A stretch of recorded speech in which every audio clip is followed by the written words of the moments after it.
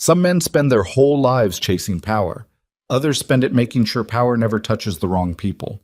Tonight, in a Chicago skyscraper no one was supposed to be watching, one quiet maintenance worker is about to remind the most dangerous men in the city why certain doors should never be opened. If this story already has your attention, hit that like button. Drop a comment with the city you're watching from. I want to see exactly how far this one travels. Now settle in.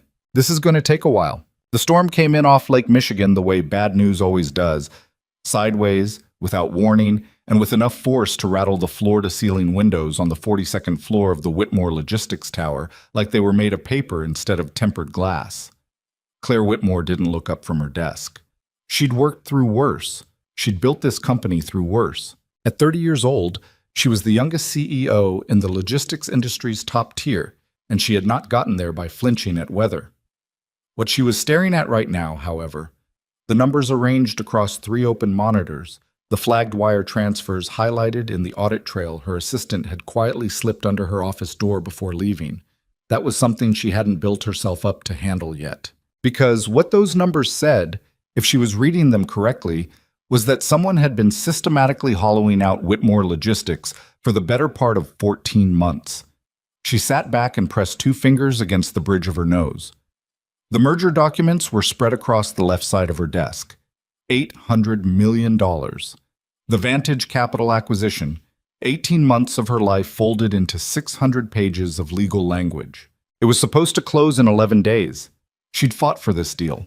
She'd restructured debt, renegotiated terms, sat across the table from men twice her age who looked at her like she was a calendar placeholder until she started talking numbers, and then they shut up and listened. She'd earned this. But the audit trail didn't match the filings. Specific expense accounts that should have been dormant for years had come back to life, quietly siphoning capital into a series of shell subsidiaries with names that sounded legitimate until you looked at the registration dates, all of them formed within the last 16 months. All of them linked, if you followed the threads carefully enough, back to a single point of origin she couldn't yet identify. Claire stood up and walked to the window. The city was down there somewhere beneath the rain, 42 floors of concrete and glass between her and the street. She could see the faint reflection of herself in the dark glass. Blazer slightly wrinkled from a day that had started at 6 in the morning, hair that had been neat 12 hours ago. The kind of tired that doesn't show up on a person's face until they happen to catch themselves in a mirror. She turned back to her desk and reached for her phone to call Marcus Webb, her head of security. Marcus had been with Whitmore for 7 years, longer than she'd been CEO. He knew every corner of this building, every protocol, every risk. She'd just unlocked the screen when she noticed it. On the floor beside her credenza, half tucked under the leg of the furniture, was a flash drive. Small, black, the generic kind you could buy in bulk from any office supply store. It had no label. She was certain it hadn't been there when she arrived this morning. She would have seen it. Her cleaning crew came on Tuesdays and Fridays. Today was Wednesday. Claire stood over it for a moment, the way you stand over something on the sidewalk that you can't quite identify, not moving toward it, not moving away. Then she picked it up and plugged it in. The drive opened automatically. There was one folder. Inside the folder were 47 files, PDFs, audio recordings, and what appeared to be screen-captured email threads. She clicked the first document and started reading. By the time she reached the 5th file, her hand had stopped moving. By the 10th, she was standing instead of sitting, and she didn't remember getting up. The files documented a coordinated effort, meticulous, patient, the kind of plan that takes shape slowly so nobody notices until it's already done. To manufacture a crisis inside Whitmore Logistics severe enough to force Claire's removal as CEO. The plan had 3 phases. Phase 1 was already complete. The capital diversions she'd found in the audit trail were intentional, designed to make the company appear financially unstable in the weeks immediately before the merger close. Phase 2, which was apparently scheduled to begin within the next 48 hours, involved triggering a regulatory review through a planted whistleblower complaint that would freeze the merger and trigger emergency board provisions.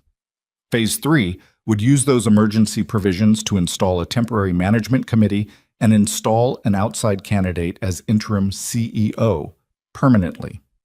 At the bottom of the most recent document was a list of names. Three of them were Whitmore logistics executives. The fourth name was Damian Holloway. Claire knew that name. Everyone in her industry knew that name. Damian Holloway was a private equity investor who had been circling the logistics sector for years, positioning himself to dominate the infrastructure side of national supply chains. He'd made approaches to Whitmore twice, once 18 months ago through an intermediary, once directly 8 months ago when he'd taken her to dinner at a restaurant on Michigan Avenue and talked about partnership and shared vision with the kind of smooth confidence that made her skin crawl. She'd declined both times.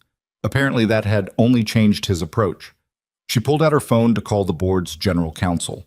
The call connected and rang and rang. She disconnected and tried again. Same result. She tried her direct line to Marcus Webb in the security office. It rang twice and then nothing. Not voicemail. Just silence, and then the sound of dead air. She tried her assistant. Same silence. She looked at the signal bars at the top of her phone and watched them drop from 3 to 1 to 0. The building's cell repeaters were down. Claire stood in the middle of her office and took a breath that didn't come as naturally as it should have. She was not a person who panicked. She had disciplined that particular reflex out of herself years ago, because panic in a CEO's chair doesn't only affect you, it ripples.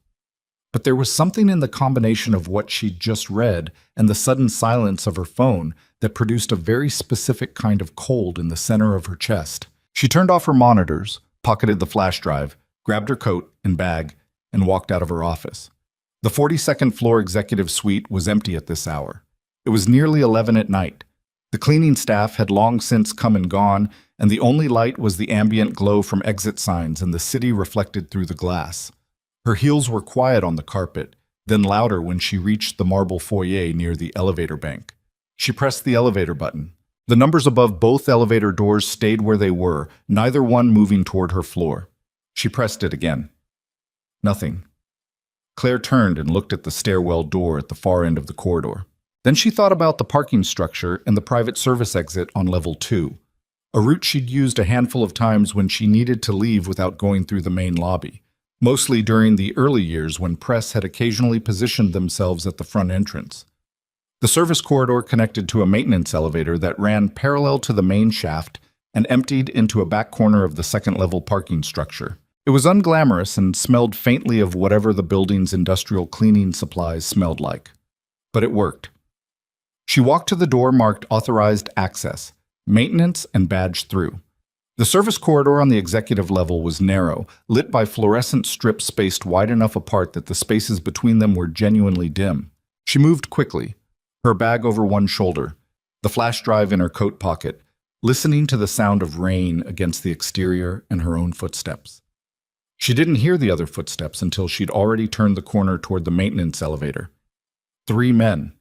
They were already there, not approaching, not appearing suddenly, just standing in the corridor as though they'd been waiting for exactly this amount of time, as though someone had told them she would come this way.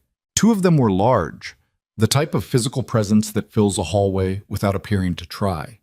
The third was leaner, standing slightly in front, holding a radio that he clicked off and clipped to his belt when he saw her. "Ms. Whitmore," his voice was flat. "You need to come with us." Claire stopped. She was 12 feet from them, and the corridor behind her, she realized, was the only other direction available. She didn't reach for her phone because she already knew it was useless. "I don't know who you are," she said, and her voice came out steadier than she expected. "That doesn't matter," the man said. "It matters to me." He took one step forward. The other 2 didn't move yet, but there was something coordinated about the stillness. Not casual, not impatient, trained. "You found something you shouldn't have," he said. "We're going to need that back, and then you're going to come upstairs with us and have a conversation." "I'm not going anywhere with you." "Miss Whitmore, I said no!" The man looked at her the way people look at a situation they've already decided the outcome of. He started to take another step, and then, from the shadowed alcove to the right of the maintenance elevator, an alcove Claire hadn't even registered when she'd come around the corner because it was dark and set back and there was a junction box mounted to the wall that partially blocked the line of sight. A man stepped out. He wasn't large exactly. He was maybe 6'1", built in the economical way that doesn't advertise itself, wearing dark work pants and a jacket with a building maintenance logo on the chest. He had a face that there was no other word for it, quiet. Whatever expression lived on it had been reduced to its minimum requirements. He was holding a clipboard, which was absurd, except that he set it down on top of the junction box with the unhurried movement of someone who had simply finished with it. He looked at the three men blocking the corridor, and then he said, in a voice so level it barely qualified as a statement, "Wrong door." The lean man turned. The two larger men flanking him turned. All three of them registered the same information: maintenance worker, alone, no visible threat, and processed it through whatever training or instinct they operated on. The lean man reached for his radio. He didn't finish the reach. What happened in the next 22 seconds, Claire would count them later, replaying the sequence in the specific way your brain records things that don't fit inside your existing categories, happened so quickly and with such an absence of wasted motion that the most accurate description was not a fight. It was a correction. Lucas Hayes didn't rush.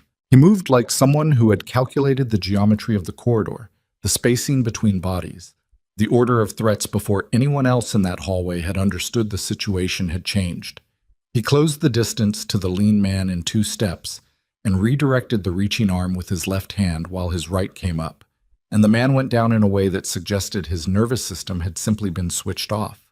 The first large man came from the left, and Lucas turned into him instead of away, absorbed the initial grab, used the man's own momentum as a lever, and put him into the wall hard enough that the fluorescent light above them flickered. The second large man actually threw a punch that connected, landing on the left side of Lucas's jaw with enough force to turn his head. Lucas took it, reset, and finished the engagement in a way that involved the man's own arm and a precise application of pressure to a joint that produced a short, sharp sound followed by silence. All three men were on the floor. Lucas stood in the corridor and rolled his jaw once, the only visible concession to the punch that had landed. He reached down and took the radios from 2 of the men. Then he looked at Claire. She was standing exactly where she'd been standing. She hadn't moved. She wasn't sure she'd breathed. "You're Claire Whitmore," he said. It wasn't a question. "Yes." "You found the drive." She stared at him. "You put it there." "I did." "Who are you?" "Lucas Hayes. I do maintenance on floors 30 through 42. He said it like it was the complete answer, and maybe it was. "We should move. There are 2 more in the building, and they'll know these 3 aren't answering in about 4 minutes. Claire looked at the men on the floor. She looked at Lucas Hayes in his maintenance jacket with the building logo and the clipboard he'd set aside like he'd just finished checking a meter reading. "Where are we going?" she asked. "Not out," he said. "Not yet." He led her through a door she hadn't known existed, a panel in the wall of the service corridor that looked like a utility access but opened when Lucas pressed 2 points on its frame simultaneously into a narrow passage that ran between the building's outer wall and the interior structure. The passage smelled like concrete and electrical conduit and the faint ghost of cigarette smoke from some decade-long past. Emergency lighting ran along the base of one wall, casting everything in a dim amber that was just sufficient to navigate by. Lucas moved through it like he'd walked it 1,000 times. Claire followed, keeping the same pace, her bag clutched against her side. "How long have you worked here?" she asked. 14 months, she processed that. "And you've been... what exactly?" "Watching." "Watching what?" He glanced back at her without slowing. "The same things you found on that drive tonight, except I've been watching them happen in real time." "Why didn't you go to the board or the authorities or..." She stopped because she heard something in her own voice that she didn't want to hear, a rising quality that she associated with losing composure, and she reset. "Why come to me directly with a flash drive and no warning?" Lucas was quiet for a moment. The passage turned left and began a slight descent. "Because the board has 2 members who've been receiving payments from a holding company connected to Holloway," he said. "I didn't know which ones until 3 weeks ago. And the authorities..." He paused. "The federal filings you'd need to trigger an investigation take time I don't think you have. Whatever they're planning, they moved the timeline up. Tonight was supposed to happen next week." "What moved it?" "You did." He glanced back again. "Your audit request this morning. Someone on the inside flagged it." Claire absorbed this. The audit request she'd filed at 9 in the morning, a routine inquiry she'd drafted herself because something in the quarterly numbers had felt slightly wrong, a mild professional instinct that had apparently set off a chain reaction. "So they accelerated everything," she said. "They couldn't let you get to the board with what you'd found." "What exactly did I find? I mean, the files on the drive they're about 80% of it," Lucas said. "The other 20% is on a server on the 38th floor. Backup documentation, payment records, communications between Holloway and your head of security." She almost stopped walking. Marcus Webb. 7 years of loyalty, and then Holloway found the right number. Lucas said it without particular judgment, the way you state a fact that's ugly but not surprising. He's been feeding access and information for 11 months. The passage opened into a larger space, some kind of mechanical room, she thought, filled with the low hum of building systems. HVAC equipment lined one wall. A workbench ran along another, organized with a precision that felt less like a maintenance worker's station and more like something else. There was a laptop mounted on a swing-arm bracket. 3 small screens showed feeds from security cameras throughout the building, the lobby, the parking structure, what appeared to be a service entrance on the north side, and 2 feeds from the executive floor. On one of the feeds, she could see her own office. She stood and looked at all of this for a moment. "You built this," she said. "I needed somewhere to work." He crossed to the laptop and began pulling up something. The building's original design included this room as a secondary environmental control station. Nobody's used it operationally in about 16 years. Maintenance logs show quarterly checks, but those checks have been filed automatically since 2019. "So you found a room nobody goes to and turned it into a place to keep an eye on things." He looked at the laptop screen. "We have 3 hours before the building's backup cell repeaters cycle back on. The primary ones were cut remotely. Marcus's team has the access codes. In 3 hours, they'll auto-restore if nobody overrides them. That's our window." "Window for what?" Lucas turned from the screen and looked at her directly. He had dark eyes that had the unsettling quality of appearing to process information on a slight delay. Not slow, but considered, like there was a step happening between observation and response that most people skipped. "They need you to sign something," he said. "Holloway is in the building. He came in through the parking structure 2 hours ago with 4 men. He's on the executive floor right now, in the North Conference Room, and he's waiting." "Waiting for what?" "For those 3 men to bring you to him." A pause. "The signature he needs is on a voluntary resignation. It's structured as a medical leave authorization that transfers executive authority to a management committee. It's written to look like you did it willingly. With the right witnesses and the right notarization, it clears the board provision that lets him install his own interim CEO before the merger window closes." Claire said nothing for a moment. She was thinking about 11 days. 11 days to the merger close.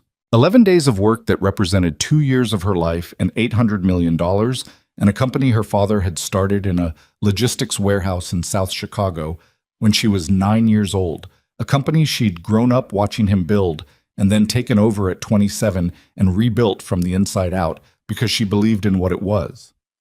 "If I run," she said, "what happens?"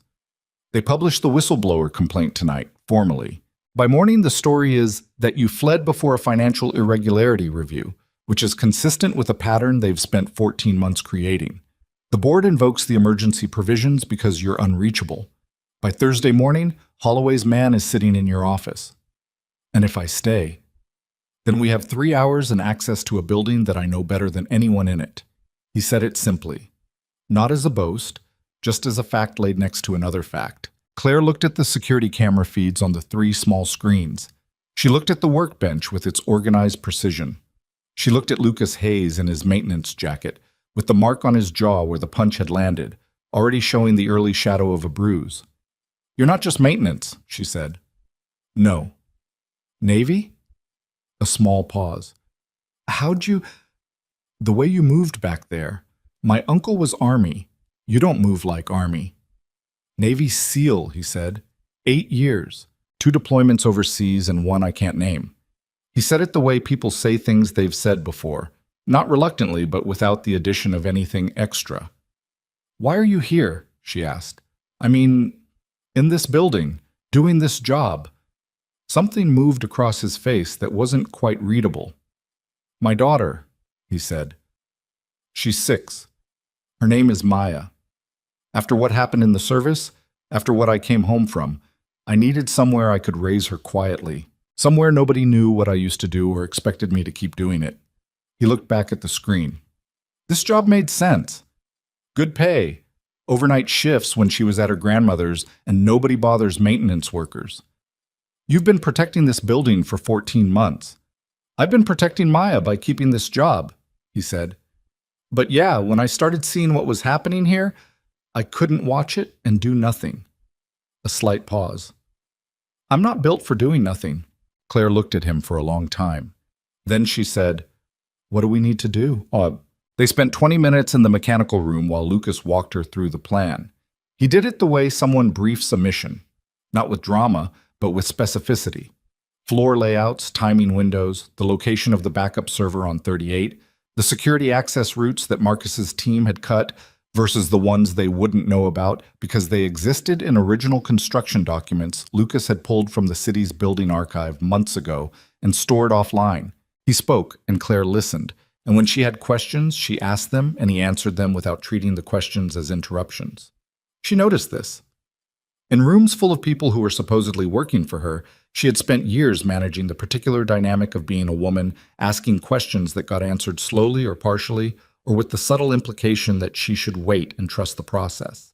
Lucas answered everything she asked directly, and then asked if she had more. She liked him immediately, which was strange given the circumstances, and given that 25 minutes ago she hadn't known he existed. The server on 38, she said. Can we access it without Marcus's team knowing? The access route I'm thinking of doesn't go through any corridor they're monitoring. There's a vertical utility chase between 37 and 39. It's technically a maintenance access, not a data route, but I've mapped the connection points. We can reach the 38 server room from inside the chase, bypass the exterior keypad, and I have the internal override code. How do you have the internal override code? I do maintenance on that floor. Right. She paused. The documentation on the drive. It proves the fraud. The payment records, the communications. Is that enough for the board? Enough to stop them tonight, maybe? Enough to put Holloway away? You'd need the backup server data, too. He looked at her. And you'd need a board member you can actually trust. There's one, she said. Elaine Marsh. She's been on the board for 11 years, and she has no connection to anything I found in those files. You're sure? As sure as I can be about anything tonight, which I acknowledge is not very sure. She said it flatly, without self-pity. Just an honest accounting of available certainty. Lucas almost smiled. It didn't quite make it all the way to his face, but it got close. Fair. Can I reach her from here? Not until the repeaters restore. He checked his watch. A simple field watch, worn on the inside of his wrist the way military personnel sometimes wear them. 2 hours and 40 minutes. Then we go to 38 first. Yes. And then what? If we get the backup data and we get Elaine on the line, then we go upstairs, he said, to the executive suite, to Holloway. Claire said nothing. I know that's not what you were hoping to hear, he said. It's exactly what I was hoping to hear, she said. I just wanted to make sure you were willing to say it. The vertical utility chase was exactly as unglamorous as it sounded. It was a 4-foot-wide vertical shaft that ran between the outer wall and the interior concrete structure, accessible via a hatch on each floor that was padlocked from the outside, and which Lucas opened with a key from a ring on his belt. Inside there were rungs welded to the concrete at 2-foot intervals, and the sound of the building's mechanical systems filled the space with a constant low resonance that was almost physical. Claire climbed. She had removed her heels and put them in her bag and was now in her stocking feet on cold metal rungs, which was one of those specific indignities that you couldn't have prepared for, and which occupied a corner of your attention you couldn't entirely spare. You okay? Lucas asked from below her. I'm fine. I'm just thinking about the particular career choices that led to me climbing a maintenance shaft in a skyscraper at midnight. You made good choices, he said. Other people made bad ones. She climbed. The hatch on 38 opened into a mechanical alcove behind a server room that smelled like recycled air and electronics. Lucas bypassed the keypad the way he'd said he would. without hesitation, entering a sequence from memory, the door releasing with a soft click. The server room was small and very cold. 2 rows of rack-mounted servers, blinking status lights, the dense, almost botanical smell of hardware running continuously.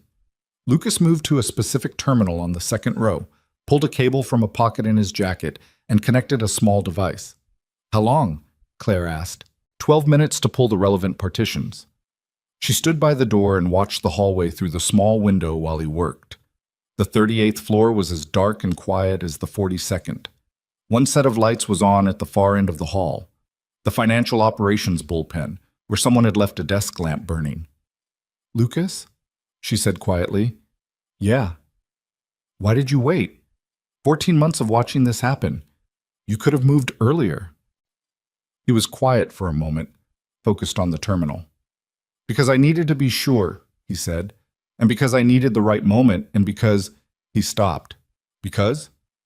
"Because getting involved meant getting visible," he said, "and I've spent a year and a half making sure nobody knows what I used to do, for Maya's sake. Once you step back into that world, it's not as easy to step back out." "But you're here now." "Yeah." He didn't elaborate. He didn't need to. The device beeped softly. He disconnected it and pocketed it. "We're good." They went back into the utility chase. They climbed. Well, the executive floor was the same dim, rain-streaked space Claire had left, except now there was light visible from the direction of the North Conference Room. The glass wall panels were lit, and even from the far end of the corridor she could see the shapes of people moving inside. Lucas touched her arm and directed her, without words, to a service panel beside the elevator bank. They crouched in the shadow of the panel while he assessed the hallway. "He brought 4 men," he murmured. "2 are in the conference room. I don't know where the other 2 are. The 3 from the service corridor are still down there," he paused. "But whoever called in the non-response will have sent a second team." As if on cue, they heard the stairwell door at the far end of the corridor open. 2 men entered the executive floor, both in tactical clothing, both moving with the same trained purpose as the 3 from the corridor. They swept the hallway with flashlights, methodical, overlapping arcs, and began moving toward the center of the floor. Lucas pulled Claire back further into the shadow behind the service panel.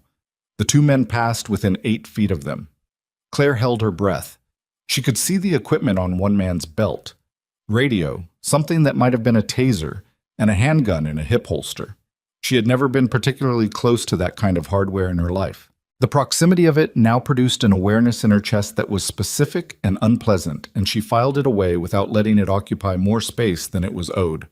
The men continued past. Lucas watched until they reached the far end of the hallway and turned the corner toward the south wing. "Okay," he breathed. "That's 2, Claire whispered, "plus 2 in the conference room, plus Holloway." "Plus wherever Marcus is," Lucas said. She hadn't thought about that. Marcus, who had 7 years of institutional knowledge about this building, who knew every protocol, every override, every camera position. Marcus, who had been the person she called when anything felt uncertain, because 7 years meant you built a specific kind of trust. That trust was now a liability she couldn't fully calculate. "What's the plan for the conference room?" she asked. Lucas studied the lit conference room at the end of the north corridor. Through the glass she could see Damian Holloway. She recognized him from the dinner on Michigan Avenue, the same navy suit, the same composed assurance. Seated at the head of the table, speaking on what appeared to be a satellite phone. 2 men stood by the far wall. "There's something I need to show you," Lucas said, "about this building." "Now?" "Yeah." He glanced at the conference room again. "Holloway's not going anywhere. He thinks he's waiting for you to be delivered." A pause. "Let's make him keep waiting for a few minutes more." He led her to a maintenance room just off the main corridor. Another space that looked like nothing from the outside. A door marked Building Systems that opened into a room lined with circuit panels and control interfaces. But in the far corner, behind a secondary panel that swung out on hinges, was a touchscreen interface mounted to the wall with a keyboard below it. Lucas stood in front of it and entered a long alphanumeric code. The screen populated with a schematic of the building. All 43 floors laid out in cross-section, with a system of colored overlays showing power grids, HVAC, zones, and something else. A series of lines in red that traced the perimeters of certain rooms. Original building design, Lucas said. This tower was built in 1987, and the construction company had a specific security philosophy. Certain rooms, the executive suite, the boardroom, the conference rooms on 42, were built with integrated lockdown capability, steel-reinforced doors and wall panels that drop from the ceiling on a mechanical system, separate power supply. Claire stared at the schematic. They haven't been used since a security audit in 2003, Lucas continued. Most people in this building don't know they exist. Marcus Webb doesn't know they exist because it's in the original construction specs, and those specs aren't in the digital security files. They're in city archive records I physically retrieved. He looked at her. I can lock Holloway and his men in that conference room. From here. From here. She looked at the screen. She looked at Lucas. And then what? She said. Then you call Elaine Marsh, and you open a live board session, and you give them everything on that drive and everything from the 38 server. He paused. We've got, he checked his watch. 1 hour and 40 minutes before the repeaters restore. That's not much time for a board session. Emergency provisions allow for an abbreviated session with 7 members present. Elaine can convene it. You know the board bylaws. I know a lot of things about this company, he said quietly. I've been paying attention. She was aware, standing in this room with this man she had not known existed 4 hours ago, of a specific kind of feeling she didn't have a clean word for. Something that sat between gratitude and something more complicated. The feeling of discovering that someone had been standing behind you in the dark for a long time, not to harm you, but to make sure nothing else did, and having absolutely no framework for what to do with that. Your daughter, she said. Maya, she's 6. Yeah. Something shifted in his face when she said the name. Where is she tonight? Her grandmother's. She knows I work nights sometimes. A pause. She thinks I fix elevators. Does she know you used to be a Navy SEAL? She knows I used to work for the Navy, he said.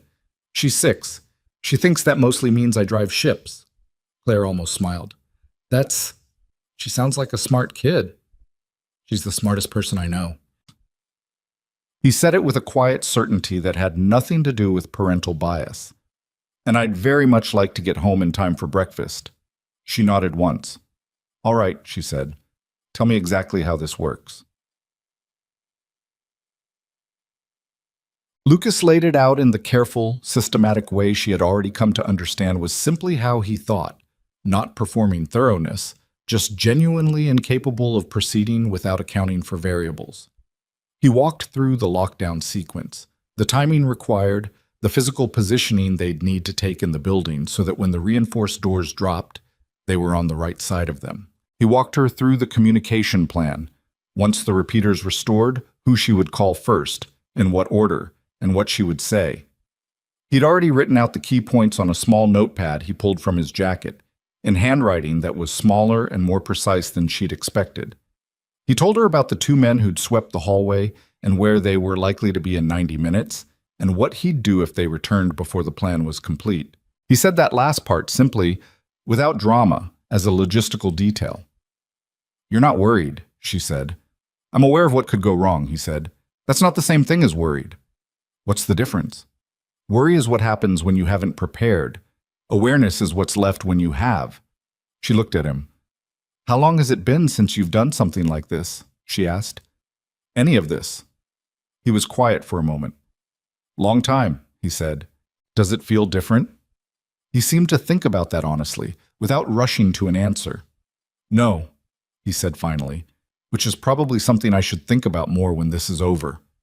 Claire put her hand on his forearm. Not quite a grip, just a point of contact. He looked at it and then at her. I don't know how to thank someone for this, she said. I mean, I know the words. I know how the gesture works.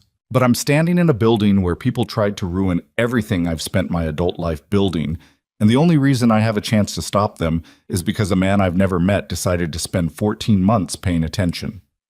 You would have found it eventually, Pep, he said. The audit this morning. Maybe. And maybe too late. She held his gaze. So, thank you.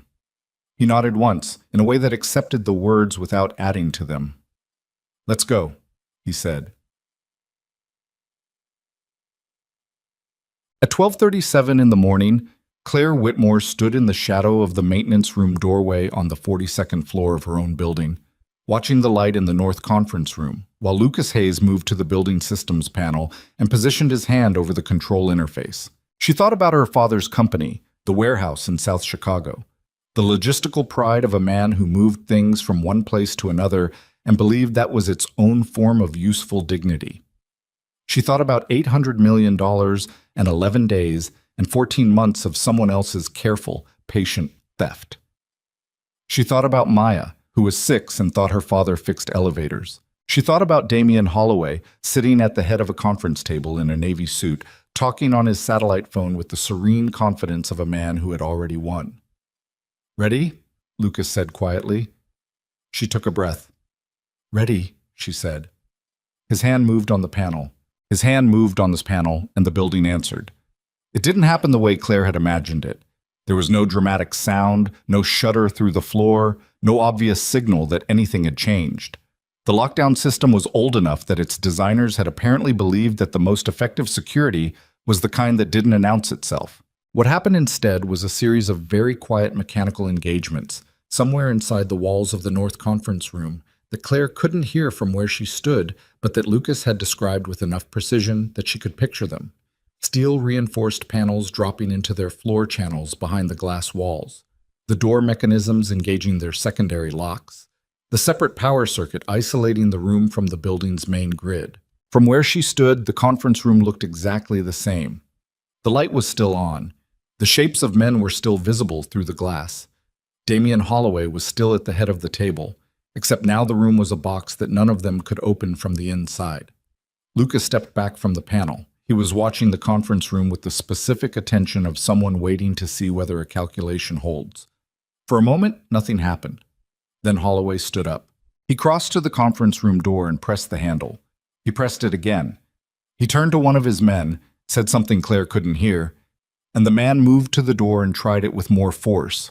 The kind of force that suggested he was not a person accustomed to doors that didn't respond to force. The door didn't move. Holloway looked at the door, then at the wall panels, then around the room, and even from 40 feet away and through glass, Claire could see the sequence happening in his face.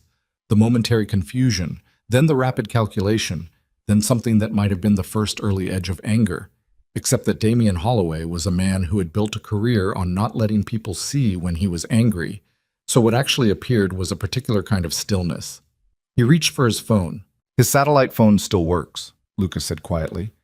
"The lockdown doesn't cut exterior communications, but it doesn't matter. There's nobody left in this building who can respond." "The 2 men who swept the hallway. They're in the south stairwell. I sealed that exit about 10 minutes before we came in here." She turned to look at him. "You sealed it before we came in, yes. How?"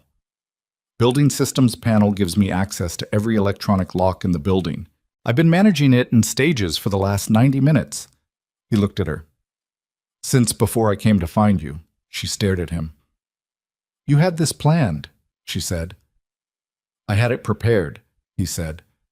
"Planning would have required knowing exactly how tonight was going to go. I didn't know that. I had options ready for most of the ways it could go." A pause. "This is the version where you didn't run. What's the version where I did run?" "The one where you got out but lost the company." He said it without making it a judgment.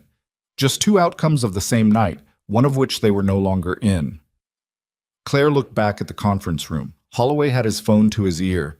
His face was still composed, still wearing whatever expression he wore when things were not going the way he'd arranged them, and he wasn't yet ready to show that. She wondered what it felt like being Damian Holloway in this moment. To have built something this elaborate, 14 months of coordination, bribery, legal architecture, hired personnel, and to feel it go wrong in ways you couldn't immediately identify or locate. To stand in a room you can't exit and look out through glass at a dark hallway and understand that somewhere outside your line of sight, something was undoing you. She found that she did not feel sorry for him. 1 hour and 20 minutes, Lucas said. "I know." She straightened. "Let's find somewhere I can think." He took her back to the mechanical room.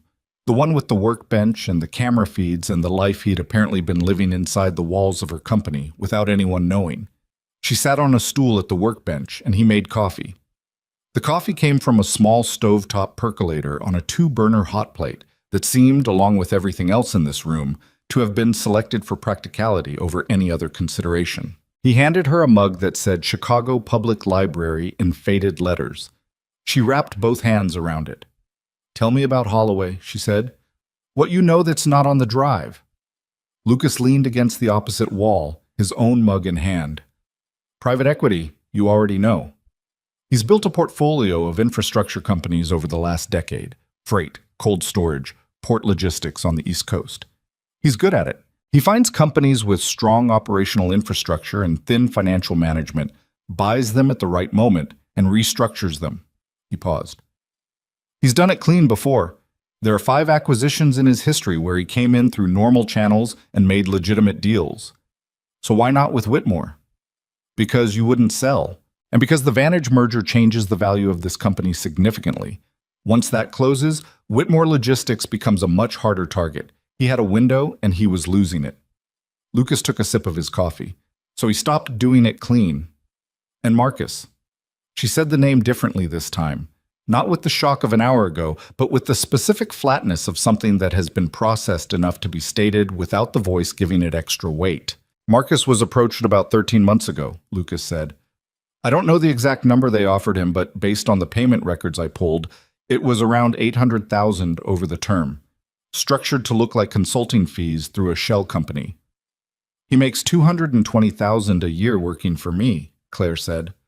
"People make decisions that don't make mathematical sense when they make them," Lucas said. "I've seen it a lot. You've seen people get bought." "I've seen people find what their line is," he said. "Most of them didn't think they had one until someone found it." She looked at him. "Do you have one?" "Apparently not a financial one," he said, with just enough dryness that it landed like the first note of something human. She smiled despite herself. It was brief and it didn't reach her eyes fully, but it was real. "Fair enough." She turned the mug in her hands and stared at it for a moment. "The board members Holloway has connections to. You said 2 of them. Who?" "Richard Callow and Peter Vane." She absorbed this. Callow had been her father's appointment 11 years ago. Vane had come in during the restructuring 3 years back. She thought about the last several board meetings, the tenor of certain conversations, small things she'd noticed and filed away as personality rather than pattern. "Callow, I can see," she said. "He's been resistant to the Vantage merger from the beginning. I thought it was risk aversion." "It was opposition," Lucas said. "He's been actively working to slow the process from inside the board, requesting additional due diligence rounds that pushed the timeline out, which gave Holloway more time to set up the Phase 2 complaint." "Right. And Vane?" "Less active, more of an information conduit. He has dinner with a Holloway associate once a month at a restaurant in River North. Has for 8 months. He said it without editorializing, just the fact and the location, as though a restaurant in River North was just another data point and not a complete betrayal of someone who had trusted him with a board seat. Claire set down her coffee mug. She pressed the heels of her hands against the edge of the workbench and sat with that for a moment. "Peter came to my father's memorial," she said. Lucas said nothing. "He gave a speech. He talked about legacy." She looked up at the camera feeds on the small screens, the lobby, the parking structure, the executive floor. "I genuinely didn't know people could—" She stopped, started again. "I know intellectually that this happens. I've read about corporate fraud since business school. I've seen it affect other companies. You built something real," Lucas said. "People who build real things have a harder time assuming other people don't." She looked at him. "That's not a flaw," he said. "It's just a thing that costs you sometimes." She picked up her coffee again. "How do you see it? After everything you've seen in service, and then watching this for 14 months. He thought about it. Not performing thought, actually doing it. "People protect what they love," he said, "and they rationalize everything else. Holloway loves what money builds him. The access, the footprint, the specific kind of power that comes with owning the infrastructure everyone else depends on. Callow loves being on the right side of a winner. Marcus—" A pause. "Marcus probably told himself a story about how the company was going to change anyway, That Holloway was inevitable. That taking the money was just accepting reality early. And you, she said, what do you protect? The answer came without hesitation. Maya, he said. Everything else is downstream of that. She nodded slowly. It wasn't a simple answer. There was a whole life compressed inside it, a career left behind, and a choice made that she could only partially imagine the weight of. But it was an honest answer, and she recognized those when she heard them. Tell me about her, she said, if you want. He looked slightly surprised by the question, not uncomfortable, just surprised. She asks a lot of questions, he said, about everything. Why the sky is different colors at different times, how fridges know when to make ice, what happens to birds when it rains. A small pause. She watched a documentary about migratory birds 2 weeks ago, and she's been asking me to find out where our specific pigeons go for the winter, the ones outside our apartment window. What did you tell her? I said I'd look into it. He almost smiled again. I have not yet looked into it. Better get on that. Yeah. The almost smile held for another second, and then settled back into the quieter version of his face. She looked at the clock on the laptop. 1 hour and 6 minutes. Elaine Marsh, she said. She's going to pick up when I call. Is she a light sleeper? I have no idea. I've never called her at... She checked. At 1 a.m. What do you know about her? She's thorough, Claire said. She's the one who pushed for the independent audit on the Vantage deal in the first round. She asks better questions than anyone else at the table, and she has no patience for people who assume the answer before they've run the numbers. A pause. She'll listen. Good. She's also going to have a lot of questions about how I found all of this on a flash drive in the middle of the night. Tell her the truth, including the part where a maintenance technician has been running a shadow surveillance operation from inside a secret room in the building. Lucas considered this. Maybe lead with the fraud documentation. Circle back to me. That was a joke, she said. I know, but the advice still stands. She looked at him for a moment. When this is over, she said, what do you want? And I don't mean the question rhetorically. I mean, what do you actually want? He looked at the camera feeds. To go home, he said. And professionally? You can't stay in maintenance. Why not? She gave him the look that deserved. Fine, he said. I'll think about it when this is over. Think about it now. We have an hour. Claire. It was the first time he'd used her name. She noticed. Yeah, she said. Let's worry about the hour first. 50 minutes before the repeaters restored, Lucas took her back through the maintenance passages to do a sweep of the building's lower floors. The 2 men in the south stairwell were still there. Lucas confirmed it through a camera feed on his phone, a compact device connected to the building's internal camera network through an access point he'd set up months ago. They were sitting on the landing between floors 36 and 37, patient in the specific way trained people are patient, not restless, just waiting for a variable to change. They know something is wrong, Lucas said. They can't reach Holloway's men in the conference room, they can't reach the 3 from the service corridor, and they can't reach Marcus. Where's Marcus? Building command post in the security office on 12. He's been running the communication blackout from there. A pause. He doesn't know the blackout affects his team as much as it affects you. He's locked in his own operation. Yes. Does he know you exist? No. Lucas looked at the camera on his phone. To the official building records, I'm an employee who does good work and never calls in sick. Nothing else. 14 months and nobody looked closer. Maintenance workers are invisible, he said. It's an advantage I've used before, in different contexts. She understood what that meant and didn't ask for elaboration. They moved through the 29th floor, which was empty and dark, the kind of corporate emptiness that accumulates in large buildings after hours. The specific residue of hundreds of people having been somewhere and then not being there. The chairs slightly off angle. The half-full water glasses. The monitor that someone forgot to turn off, casting a pale glow on a desk in the middle of the open plan. Claire had worked in this building for 3 years as CEO, and she'd never seen it like this. It looked strange and a little vulnerable from this angle, all the ordinary daily work of hundreds of people suddenly exposed as fragile by its absence. You've walked all of this, she said. Every floor, multiple times. At night? Mostly. Day shift, I'm doing actual maintenance. Overnight is when I check things. What were you checking for in the beginning? He thought about it. Irregularities. Things that didn't match their own patterns. A team working late in a department that doesn't have a deadline. Copying that happens in unusual volumes. Access logs to floors people don't normally access. And you found them. Took about 2 months to start seeing the shape of it.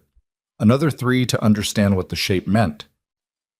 They came out of a stairwell into the lobby, vast and quiet, the marble floor reflecting the ambient city light coming through the glass facade, rain still tracking down the exterior in long silver lines. Lucas crossed to a panel behind the security desk, checked something, and crossed back. North entrance is sealed, he said. Parking structure access is sealed. The only open exit right now is the loading dock on the east side. For when federal investigators need to come in. Yes. He glanced at her. You're going to need to call them tonight too. Not just the board. Whatever the board decides, you need law enforcement moving before morning. I know. She paused. I've never called federal investigators before. You have a company counsel. Diane Park. She's going to be furious I didn't call her first. Call her second, right after Elaine Marsh. They stood in the lobby for a moment. Rain against glass. A building sealed around them. A floor above them, 2 men sitting on a stairwell landing, and a floor above that, a conference room with Damien Holloway growing slowly and carefully angry in the specific way of men who are very dangerous when their plans unravel. Lucas, she said. Yeah. What happened? In the service? The deployment you couldn't name. She said it carefully. You don't have to answer that. He was quiet for long enough that she thought he wasn't going to. We lost people, he said. That's the shape of it. We went into a situation with information that turned out to be compromised, and we lost people. He looked at the rain on the glass. 3 men who had families. 1 who had a kid on the way. I'm sorry. I came back and Maya was 2.5, and she just started talking, and she didn't understand why I kept flinching at sounds. He said it the way you say things that no longer have the power to destroy you on a daily basis, but haven't lost their weight entirely. I spent about 6 months being not great, and then I got better, mostly, and I decided I was done with situations where someone else's bad intelligence could put me somewhere that got people killed. But you're here. I put myself here, he said. That's different. He turned from the glass. I know exactly what the intelligence is. I gathered it. And the only people at risk tonight are the ones who chose to be. He looked at her. Except for you, he said. I chose to be here too, she said. You didn't have the same information when you made the choice. No, but I had you. He looked at her for a moment with that specific quality of attention he had, considered, calibrated, like he was giving her statement its exact due weight before he decided what it meant. 35 minutes, he said. They went back upstairs. The mechanical room, when they returned to it, felt different than it had an hour ago. Smaller, or maybe just more real, the way spaces feel when you've left them and come back and the familiarity has calcified into something more specific. Claire sat back on the stool. Lucas stood at the laptop and checked the camera feeds. In the conference room on 42, Holloway was seated again. He was on his phone. His 2 men were positioned near the walls. Nothing in his posture suggested panic. He was leaning slightly back, one hand flat on the table, and he could have been in any business meeting in any city, except that the room he was in had steel reinforcements behind the walls and a door that wouldn't open. He's been on the phone a lot, Claire said, watching the feed. Satellite phone works. He's trying to coordinate something external. Lucas zoomed the camera feed slightly. But whoever he's calling isn't in a position to help him from the outside. The building's external access is controlled. He'll figure out eventually that something structural is happening. He already has, Lucas said. Look at his hands. She looked. The hand that was flat on the table, the fingers were moving, just slightly. A rhythmic tap, barely perceptible, the kind of movement that leaks out of a person when the surface they're presenting is costing them something. Damien Holloway was working to stay composed. Good, she thought. Let him work for it. What do we do if he damages the room? She asked. The glass. tempered and reinforced. The same system that locks it is designed to contain. It was built for exactly this situation, security threats from inside the building during a crisis. Someone had a specific imagination. 1987 was a different time for building security. He closed the camera zoom. He's not getting out of that room. But 22 minutes. Claire pulled out the flash drive from her coat pocket and set it on the workbench in front of her. She looked at it. Small, black, unremarkable. The kind of thing you could lose in a desk drawer. "How did you get everything onto this?" she asked. 4 weeks of work, Lucas said, pulling files incrementally, small enough to not trigger any transfer flags. "The audio recordings I captured myself through the building's existing intercom infrastructure. There are speaker points in the executive conference rooms that I access through the audio control system." "Is that legal?" He looked at her. "I mean for the purposes of using it as evidence," she clarified. "In Illinois, the one-party consent statute covers recordings where the recorder is present or has reasonable access to the space," he said. "I'll let your lawyers argue the access question. But the written documentation and financial records were transferred from systems you own by someone with authorized access to the building's infrastructure. You're saying the technical argument is defensible. I'm saying Diane Park is going to have a lot of work to do." Claire almost laughed. It was the wrong moment for it, and she felt it start and pulled it back, but the sensation was real. The specific kind of exhausted, absurd humor that surfaces in prolonged crises when your body runs out of appropriate responses and starts cycling through the inappropriate ones. 14 minutes, Lucas said. She straightened, settled herself. "Walk me through what I say to Elaine." He did. He was precise and brief, giving her the key points in the order they'd land most effectively, and she listened and mentally reorganized them in the way she knew Elaine Marsh's specific listening style would receive them best. This was what Claire did.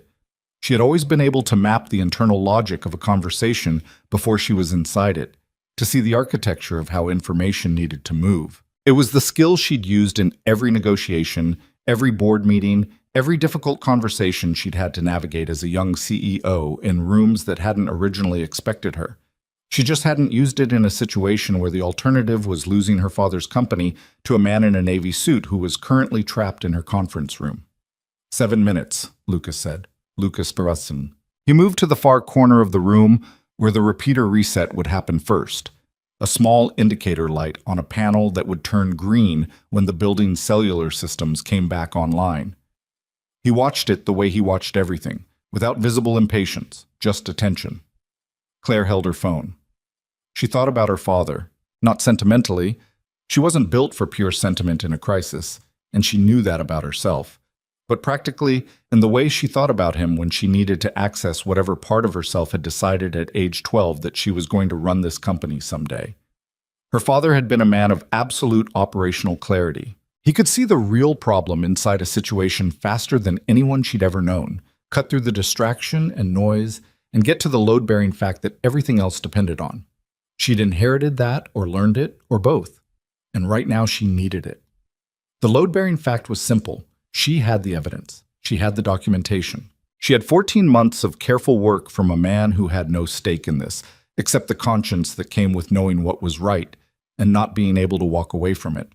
She had the truth, and she had an hour in which to use it before people who were very good at making truth inconvenient got access to systems that could do exactly that.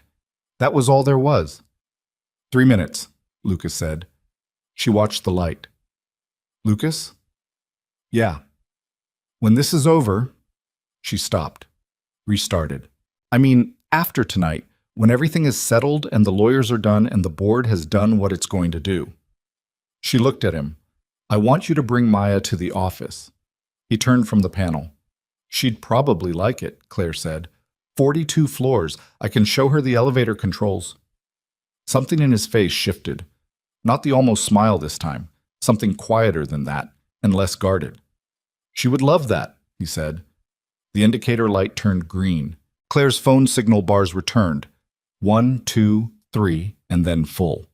She found Elaine Marsh's number and pressed call. It rang once, twice. She heard the sound of someone picking up in the particular way people pick up at 1 in the morning, awake faster than expected, already slightly alert, the way certain people are because something in their nervous system understands that late-night calls carry different weight. "Claire?" Elaine's voice was sharp and fully present, no sleep blur in it at all. "Do you know what time it is?" "I do," Claire said. "And I need you to listen to everything I'm about to tell you, because we have about 45 minutes before this becomes significantly more complicated." A half-second pause.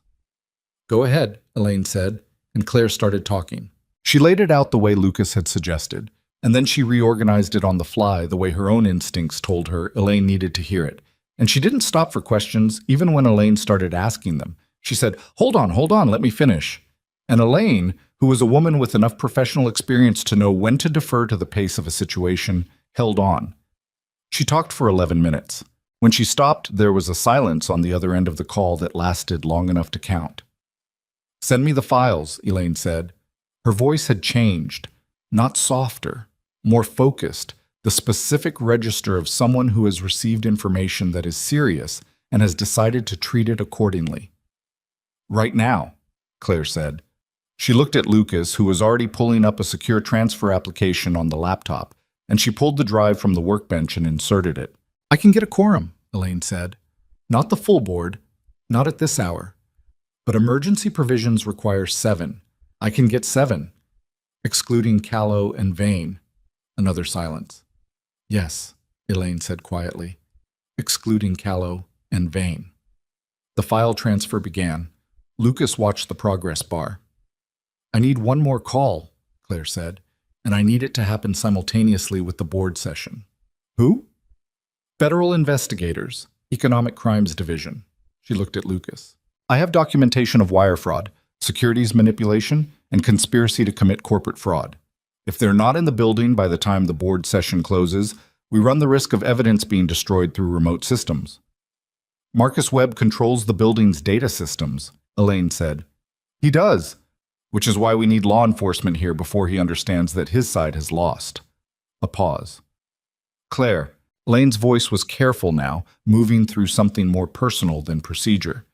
"You've been in this building since 11 o'clock tonight. Are you safe?" "Yes," Claire said. "Are you alone?" She looked at Lucas, who was watching the file transfer with the same level attention he gave to everything.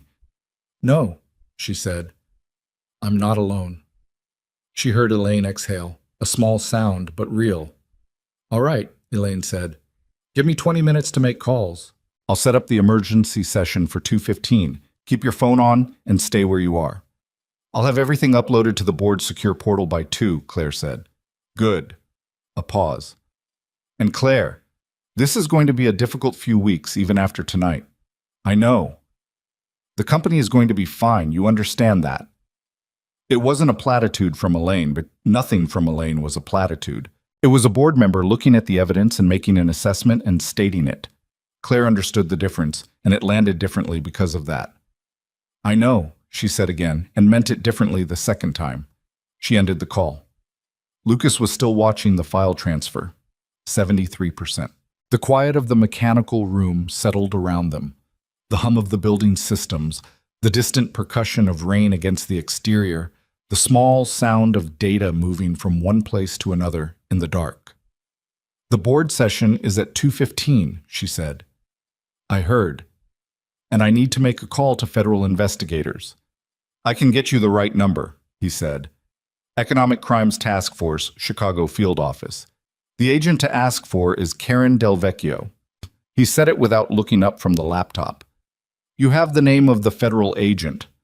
"I've had this contact for 6 weeks," he said, "in case I needed it."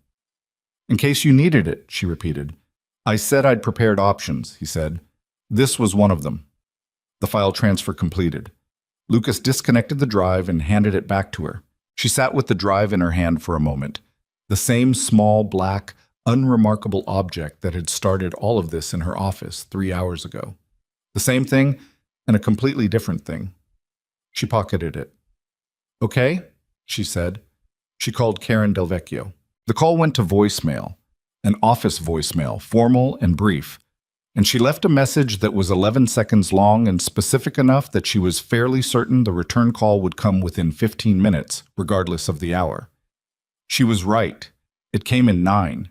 The conversation was different from the one with Elaine, stripped of any personal register, just the facts, and the documentation, and the location, and the timeline, and Del Vecchio asking 4 questions that were precise and good, and which Claire answered without hesitation.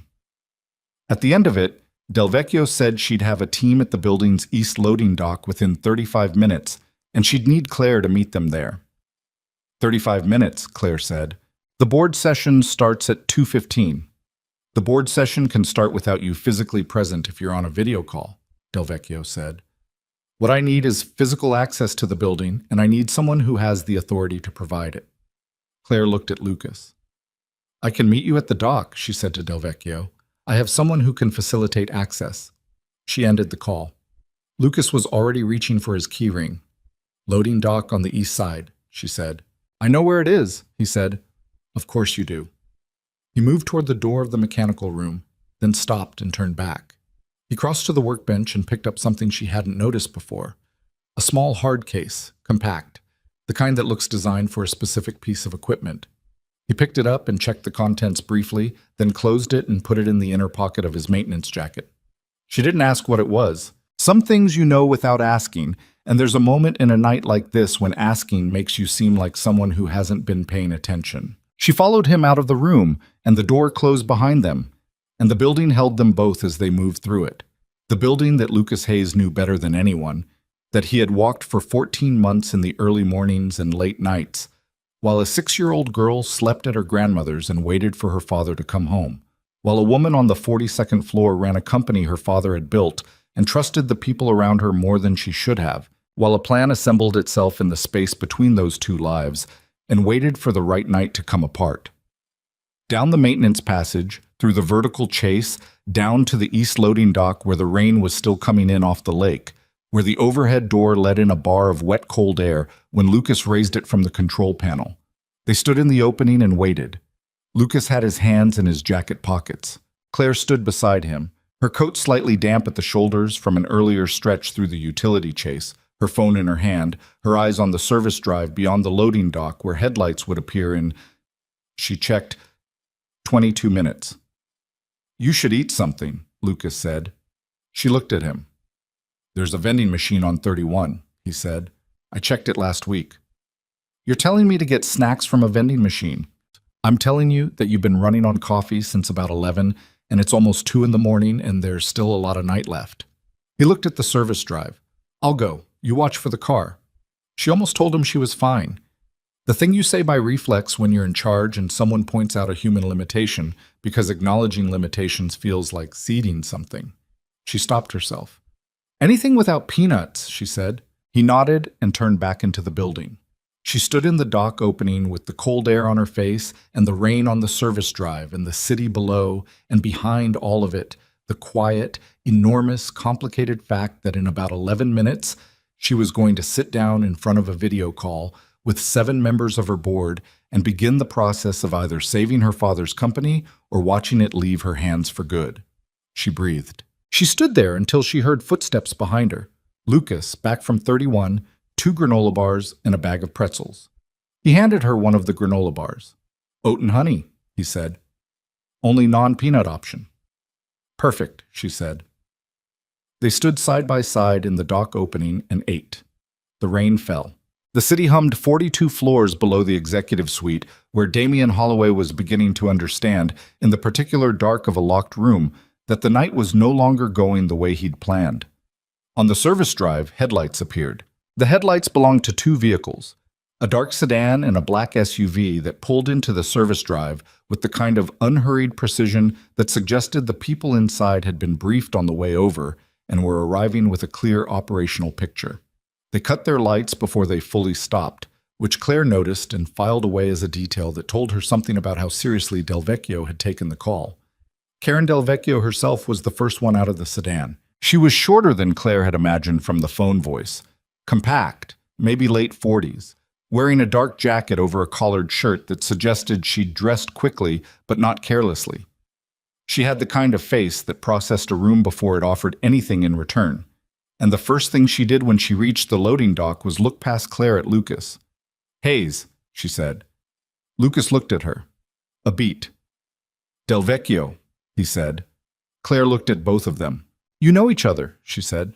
It wasn't a question. We've been in contact, Del Vecchio said, moving into the dock. Behind her, 4 agents followed, 2 in tactical gear, 2 in civilian clothes carrying equipment cases. Mr. Hayes flagged this situation to my office 6 weeks ago. We've been building a parallel file. Claire turned to Lucas.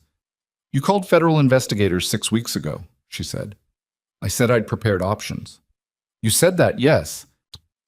This was the one I wasn't sure I'd need to use. He held her look without apology. If you'd found the drive and acted on it through normal channels, Del Vecchio's team would have been the backstop. When the timeline accelerated tonight, it became the primary. She stared at him for another moment. There were things she wanted to say about the experience of discovering, repeatedly, that a man she'd met 3 hours ago had been thinking 12 steps ahead of a situation she hadn't known she was in. She set them aside. What do you have in the building? Del Vecchio asked, producing a tablet and pulling up a floor schematic that Claire recognized as slightly less detailed than the one on Lucas's building systems panel. Damien Holloway, locked in the 42nd floor north conference room, Claire said. 2 associates with him. 2 additional operatives sealed in the south stairwell between 36 and 37. 3 men incapacitated in the service corridor on the executive level. They'll need medical attention. Del Vecchio looked at Lucas.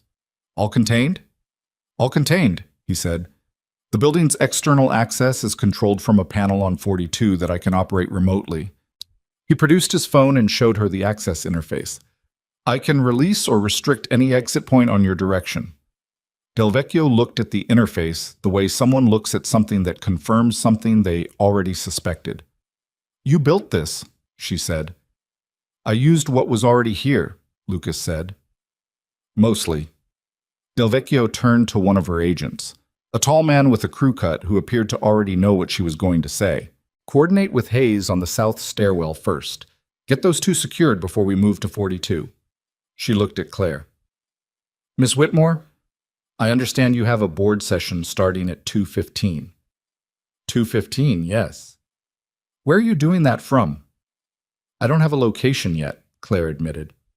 Use the conference room on 38, Lucas said. It's clear, it has video capabilities, and I can get the building's conference system running in about 4 minutes. Del Vecchio checked her watch. You have 18 minutes. Then we should move, Lucas said. Set.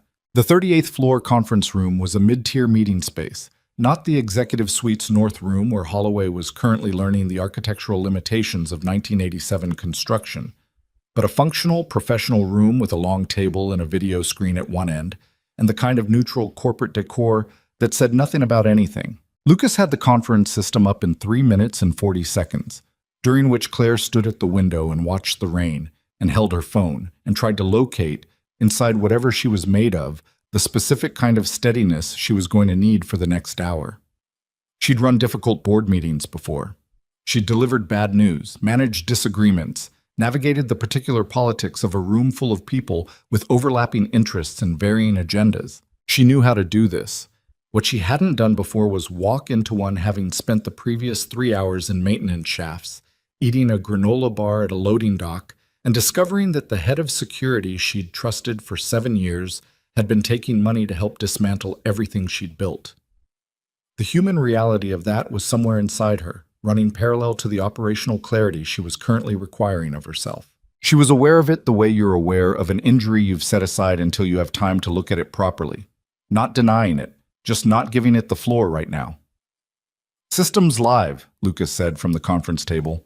You can launch the board portal from any screen in the room. She turned from the window and sat down at the head of the table. She pulled out her laptop and opened the secure board portal. 8 invitations had already been sent. Elaine had moved fast. 7 accepted. 1 pending. Callow's still pending, she said. Let him stay pending. She almost smiled. He's going to know something is wrong when the session starts without him. He already knows something is wrong. His phone's been going unanswered for 2 hours. Lucas leaned against the wall near the door, arms crossed, watching the door rather than her screen, maintaining the same environmental awareness he'd been running all night. The door, the corridor, the camera feed on his phone. You can sit down, she said. I'm fine standing. Lucas. He looked at her. "It's a board meeting," she said. "The building is locked. Del Vecchio's team is handling the stairwell. Sit down." A pause. He pulled out a chair and sat, but he sat at an angle that kept the door in his peripheral vision, and she decided that was probably as much as she was going to get and let it go. At 2:13, Elaine Marsh's face appeared on the conference room screen, followed in rapid succession by 5 more board members: Harriet Cole, James Okafor, Sung Park, David Reeves, and Michelle Tran. 7 windows arranged in a grid, 7 people who had been reached by phone in the middle of the night and had gotten out of bed and logged into a secure portal because Elaine Marsh had called them and told them to, and whatever Elaine said when she called them had been sufficient. "Claire." Elaine's voice had the same focused quality it had carried on the phone earlier, but now there was a gravity added to it, the gravity of having spent the last hour making calls and reading documents and arriving at the full weight of what she'd been told. "Thank you for being here," Claire said. "All of you. I know the hour." "Start from the beginning," said James Okafor. He was 71 years old and had spent 30 years on corporate boards across 3 industries, and he had the voice of someone who had heard many bad situations described badly and preferred them described well. Claire started from the beginning.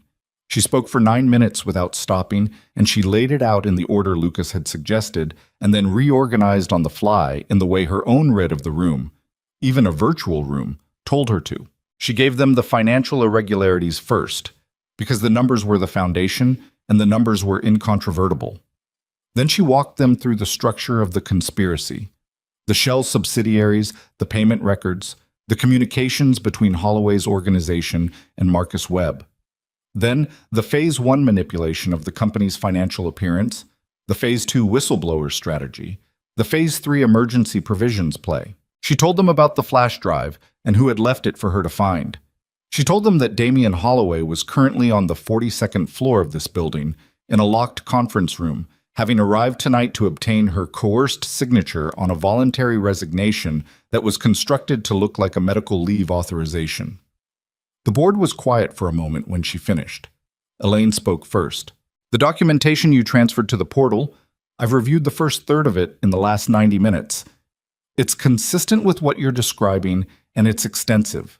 I want someone else to confirm before we proceed formally." She looked off screen for a moment. "Sung, you're the closest thing we have to a financial forensic background on this board." Sung Park, 53, former CFO of a manufacturing conglomerate before joining the board, nodded once. "I've been looking at it since 2 o'clock. The capital diversion pattern is real, and it's deliberate. The shell company structure is specifically designed to be difficult to trace quickly, but the documentation in the portal goes several layers deeper than the surface pattern. If this is fabricated, it's fabricated by someone with an extraordinary level of access to legitimate records." He looked at the camera. "Claire, the only way this information could be this accurate is if it was pulled from inside the company's own systems." "It was," she said, "by your maintenance technician." "By a former Navy SEAL who took a job as a maintenance technician 14 months ago because he needed to raise his daughter somewhere quiet," Claire said. She kept her voice even. "And who, in the process of doing his actual job, noticed that something was being done to this company and spent those 14 months documenting it." Another silence. "Where is he now?" Harriet Cole asked. She was the oldest member of the board, 82, and had been on it since Claire's father's tenure. She asked questions with the directness of someone who had long since stopped worrying about how directness sounded. "He's in the room with me," Claire said. A shift in the board's collective register. Several faces adjusted slightly, the way people adjust when they realize a conversation has an additional participant they hadn't accounted for. "Can we see him?" Harriet asked. Lucas, from his chair at the side of the table, looked at Claire. She tilted her head toward the camera. He moved his chair so he was in frame. 7 board members looked at Lucas Hayes in his maintenance jacket with the building logo on the chest and the bruise forming on the left side of his jaw from the punch that had landed 2 hours ago. "Mr. Hayes," Harriet said. "Ma'am," Lucas said, "you've been protecting this company for 14 months without anyone asking you to." He thought about that for a moment. "I've been doing my job," he said. "The rest of it, I just couldn't see what was happening and walk away." Harriet looked at him for a moment with the particular attention of someone who has encountered a great many people and has become very good at the evaluating of them. "All right," she said, apparently to herself as much as anyone. Then, to the board, "I've seen enough. Can we proceed?" Elaine called the session to order. What followed was 40 minutes of the most compressed, consequential board procedure Claire had ever been part of. Elaine ran it with the precision of someone who had prepared for exactly this, moving through the agenda items in an order that minimized procedural vulnerability. First, the formal acknowledgement of the evidence, then the suspension of the emergency management provisions that Holloway's Phase 3 play had been designed to invoke.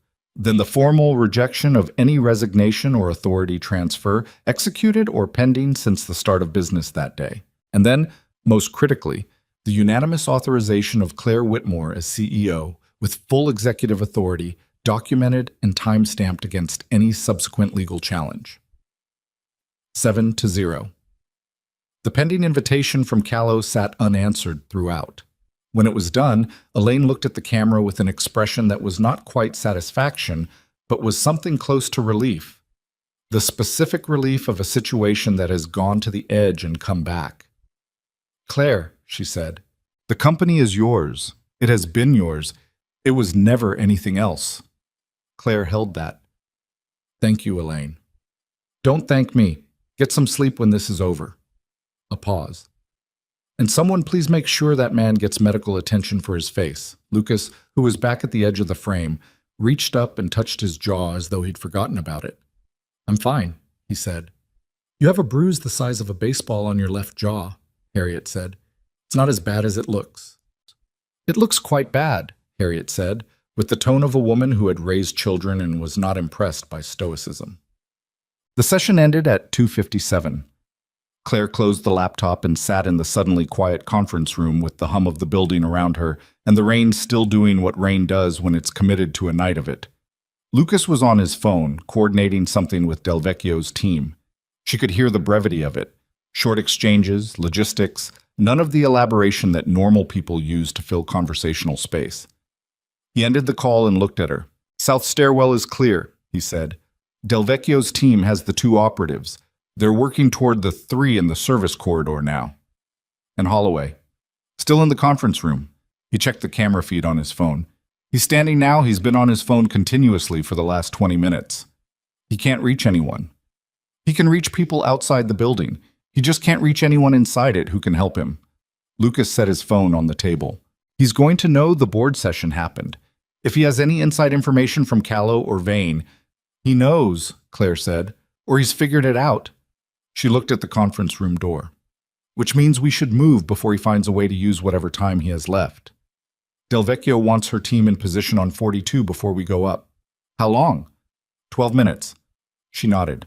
She looked at her phone, 3 missed calls from Diane Park, who had apparently been awake, and 1 text that said, "I am watching your board portal. I have no idea what is happening. Please call me immediately." She called Diane. The call lasted 4 minutes and was, as Lucas had predicted, not a gentle conversation.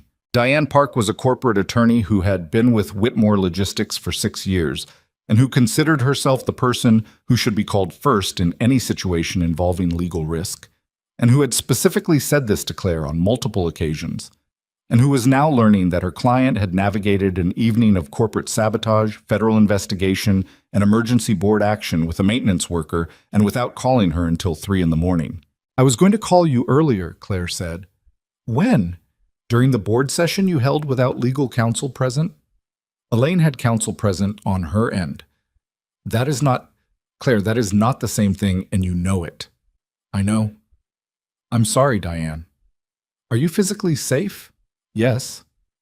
"Is everyone in that building accounted for?" "Federal investigators are on site." A pause.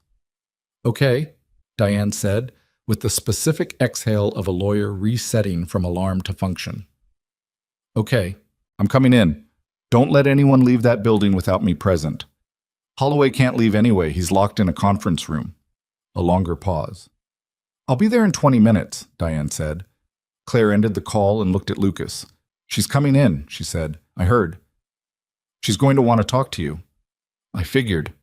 She's going to have a lot of questions about the building system's access, And the recordings, and the legal basis for, I know, he said. He wasn't bothered by it. He had the quality, she'd noticed, of being bothered by very few things. Not because he didn't feel them, but because he had a system for processing things that kept them from interfering with the next required action. She wondered briefly whether that was something you were born with or something that got built into you by specific experiences, and she suspected it was the second thing, and she suspected the building process had not been comfortable. Lucas, she said, the plan for upstairs. Delvecchio's team makes entry into the conference room first, he said. The lockdown releases on her signal. Her team secures Holloway and his associates. We're present as witnesses and to facilitate access. We don't go in ahead of them. And if something goes wrong, define wrong.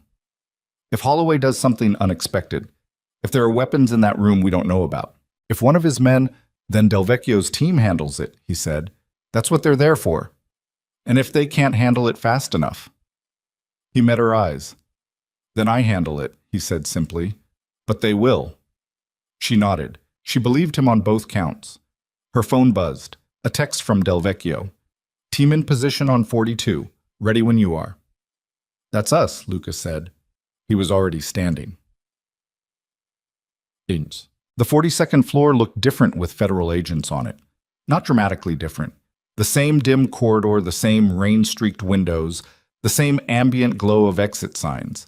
But there were now 8 people distributed along the hallway in a pattern that made the space feel occupied in a specific, purposeful way. Delvecchio was positioned near the elevator bank with 2 agents beside her. 2 more were at the south end of the corridor. 2 others flanked the conference room, close to the wall, out of the direct line of sight through the glass panels. The conference room itself was still lit. Holloway was standing now, and even from the elevator bank, Claire could see that his composure had developed cracks, not visible in any single thing but in the aggregate of his posture, the angle of his jaw, the way he was holding his phone like it was a problem he kept expecting to solve and kept failing to. Delvecchio met them at the elevator. 2 men in that room besides Holloway, she confirmed, looking at Lucas. Both have moved to the door side. They've been working on the door mechanism for the last 20 minutes. They won't get it from the inside, Lucas said. I know that, but it tells me they're going to make a move the moment that door opens. She looked at her team. Standard entry, non-negotiable perimeter, verbal command first. Hayes? She looked at him with the specific regard of someone who had read a file on a person and was now reconciling it with the person in front of her. You stay back unless I tell you otherwise. Understood. She looked at Claire. Ms. Whitmore, once entry is made, you do not come through that door until I clear it. Confirmed? Confirmed. Delvecchio turned to Lucas. Release on my mark. He pulled out his phone and brought up the building systems interface, his thumb over the lockdown release for the North Conference Room. He was still, the way he'd been still all night. Not tense, not performative, just the stillness of someone who has reduced themselves to the task. Delvecchio moved to the conference room door, her team positioned. She looked back once at Lucas. Mark, she said. Lucas released the lockdown. The sound was subtle, a mechanical disengagement inside the walls, a shift in the pressure of the door frame. Delvecchio pressed the handle and the door opened and she was inside before Holloway's men had fully processed that the door was no longer sealed. Claire stood in the corridor and watched through the glass. It was not like the service corridor. Delvecchio's team moved with a different language than the men who had been waiting for Claire 3 hours ago. This was federal authority with specific training behind it, and the 2 men who had been working on the door and who now moved toward the opening found themselves out of options inside of 6 seconds. Not because the agents were faster, necessarily, but because the agents were coordinated and expected, and the 2 men in that room had been locked up for 90 minutes and were working from a diminished position. The voices were muffled through the glass, but audible. Federal agents. Hands where I can see them. Don't. And then the sound of compliance that isn't quite willing but is practical enough. Holloway did not move toward the door. He stood where he had been standing, and he watched his 2 men get taken to the floor with controlled efficiency, and he held his phone, and he was, in that moment, simply a man in a room with no more good options. Delvecchio crossed to him. Claire couldn't hear what was said, but she watched Holloway's face through the glass as Delvecchio spoke. Whatever she was saying, Satyo, probably the thing federal investigators say when they make an arrest, the formal language of the law wrapping itself around a situation. Holloway received it with his eyes on Delvecchio and a jaw that was working to stay still. He looked through the glass then, directly at Claire. It was a strange moment.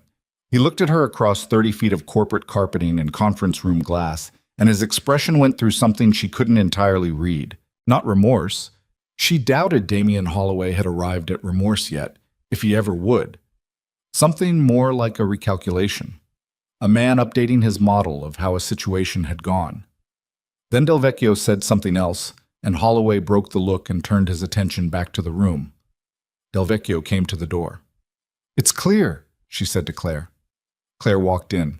She had been in this conference room hundreds of times. She'd run strategy sessions here, held difficult conversations with underperforming division heads, sat across the table from vendors and partners, and people who wanted things from her company and had to be convinced on her terms.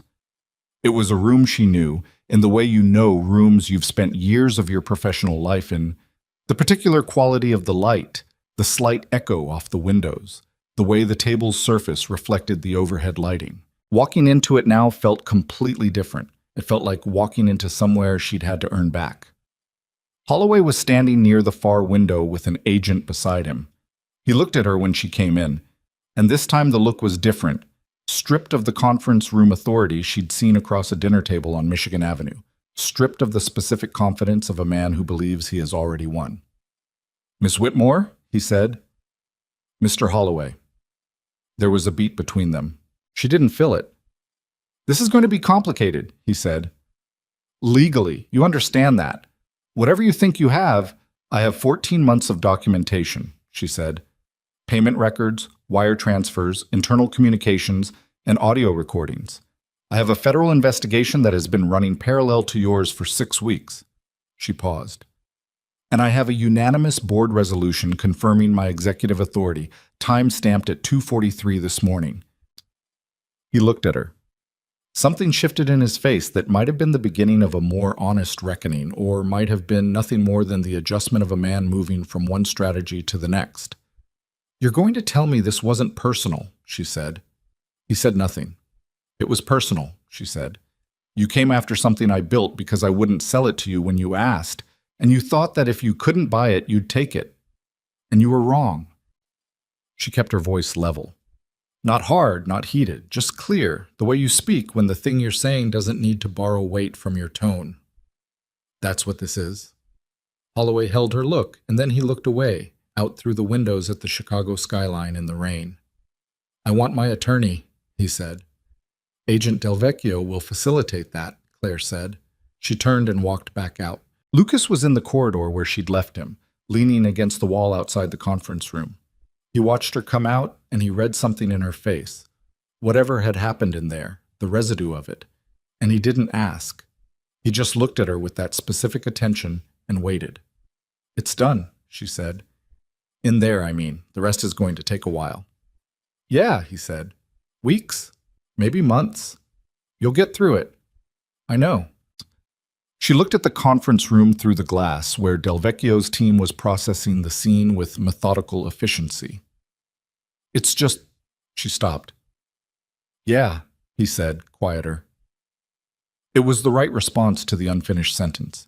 She appreciated that he didn't need her to finish it. From the stairwell at the end of the corridor came the sound of the door opening, and then the sound of voices. One of them sharp, familiar, carrying the specific energy of a person who has been awake since a phone call woke them and has been running on adrenaline and professional indignation ever since. Diane Park came around the corner in a coat over what appeared to be pajama pants, her legal bag over one shoulder, her eyes conducting a rapid sweep of the situation that covered the conference room, the federal agents, Claire and Lucas, in about 2 seconds. "Claire," she said. "Diane. Thank you for coming." Diane looked at the conference room. "Is that Damian Holloway?" "Yes." "And the federal agents are Economic Crimes Task Force. Karen Delvecchio is the lead." Claire gestured toward the conference room.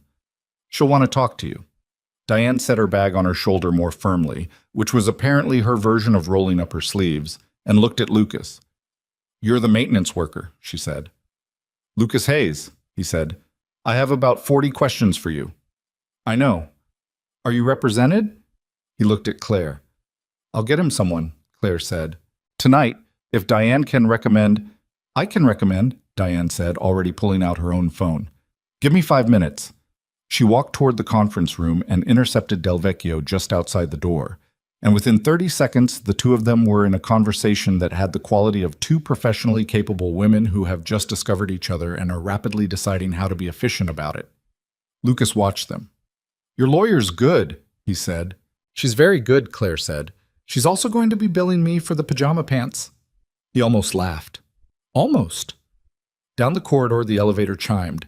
Del Vecchio's additional team arriving, more agents moving toward the stairwell where the two operatives from the south floors had already been secured and were now being transported. The building was filling with the organized activity of an investigation in its early hours, the specific kind of controlled motion that begins when something has broken open and needs to be cataloged before it settles.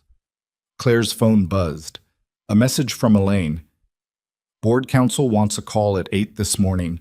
You should sleep first if you can. Well done, Claire. She looked at the message for a moment. Well done. 2 words, from a woman who said exactly what she meant and no more. She pocketed her phone. What time is it? Lucas asked. 3:40. She's going to be up at 6:30, he said. He wasn't talking about Elaine. Maya. She makes her own cereal now, he said. She started about 3 weeks ago. She's very proud of it. A pause. She uses too much milk, and she knows she uses too much milk, but she does it anyway. Claire looked at him. You should go, she said. I'm not leaving until... Lucas. Vous c'est... Then she said it the way you say a name when you want it to carry something. Del Vecchio has what she needs. Diane is here. The building is locked, and there are 8 federal agents on this floor. She looked at him steadily. Go home. He stood with it for a moment. She could see the part of him that didn't want to, the same part that had spent 14 months checking every floor at midnight because it couldn't see a problem and walk away from it, the part that was built for staying. Del Vecchio will need a statement from me, he said. She can get it tomorrow. She got your contact information tonight. The building systems are still in lockdown mode for 3 of the stairwells. Show me how to release them, she said. Right now. Walk me through it. He looked at her. I can do this, she said. Not defensively, just as a fact. He pulled out his phone and stood beside her and walked her through the building system's interface. Each panel, each access point, the sequence for releasing stairwell locks, the override protocol for the mechanical room controls. It took 6 minutes. She asked 2 questions, which he answered, and by the end of it she had released 2 of the 3 stairwells herself and understood the 3rd. The north stairwell stays locked until Del Vecchio authorizes the release on her end, he said. I know. She handed him back his phone. Go home, Lucas. He pocketed the phone. He looked at the conference room one more time, at Holloway visible through the glass, at Del Vecchio's team, at the controlled, methodical process of an operation wrapping itself around the thing that had come undone tonight. Then he looked at Claire. I'll be available tomorrow, he said, for whatever they need. I know you will. But the maintenance log for this floor needs to be updated by Thursday. Lucas, he stopped. Maya, she said. He exhaled once, and then for the first time in the entire night, something in him actually released. Some load-bearing piece of the posture he'd been maintaining shifted. Not much, just enough to show that it had been held in place by intention and not by ease. Yeah, he said. He picked up the clipboard from the junction box in the corridor where he'd set it down approximately 4.5 hours ago, when 3 men had been standing in a hallway they shouldn't have been in, and he had stepped out of a shadow and said 2 words. He walked to the elevator. Claire watched him go. The elevator arrived, and he stepped in and turned, and she was still watching. And he looked at her for a moment with that particular consideration she'd come to understand was just how he looked at things. The world processed through one extra step of thought before it got a response. The doors closed. She stood in the 42nd floor corridor of her own building, the building her father had started and that she had built into something, and she listened to the organized sounds of federal investigators doing their work, and her lawyer's voice carrying from inside the conference room, and the rain against the exterior glass, and the particular quiet that follows a door when it closes. She thought about 14 months.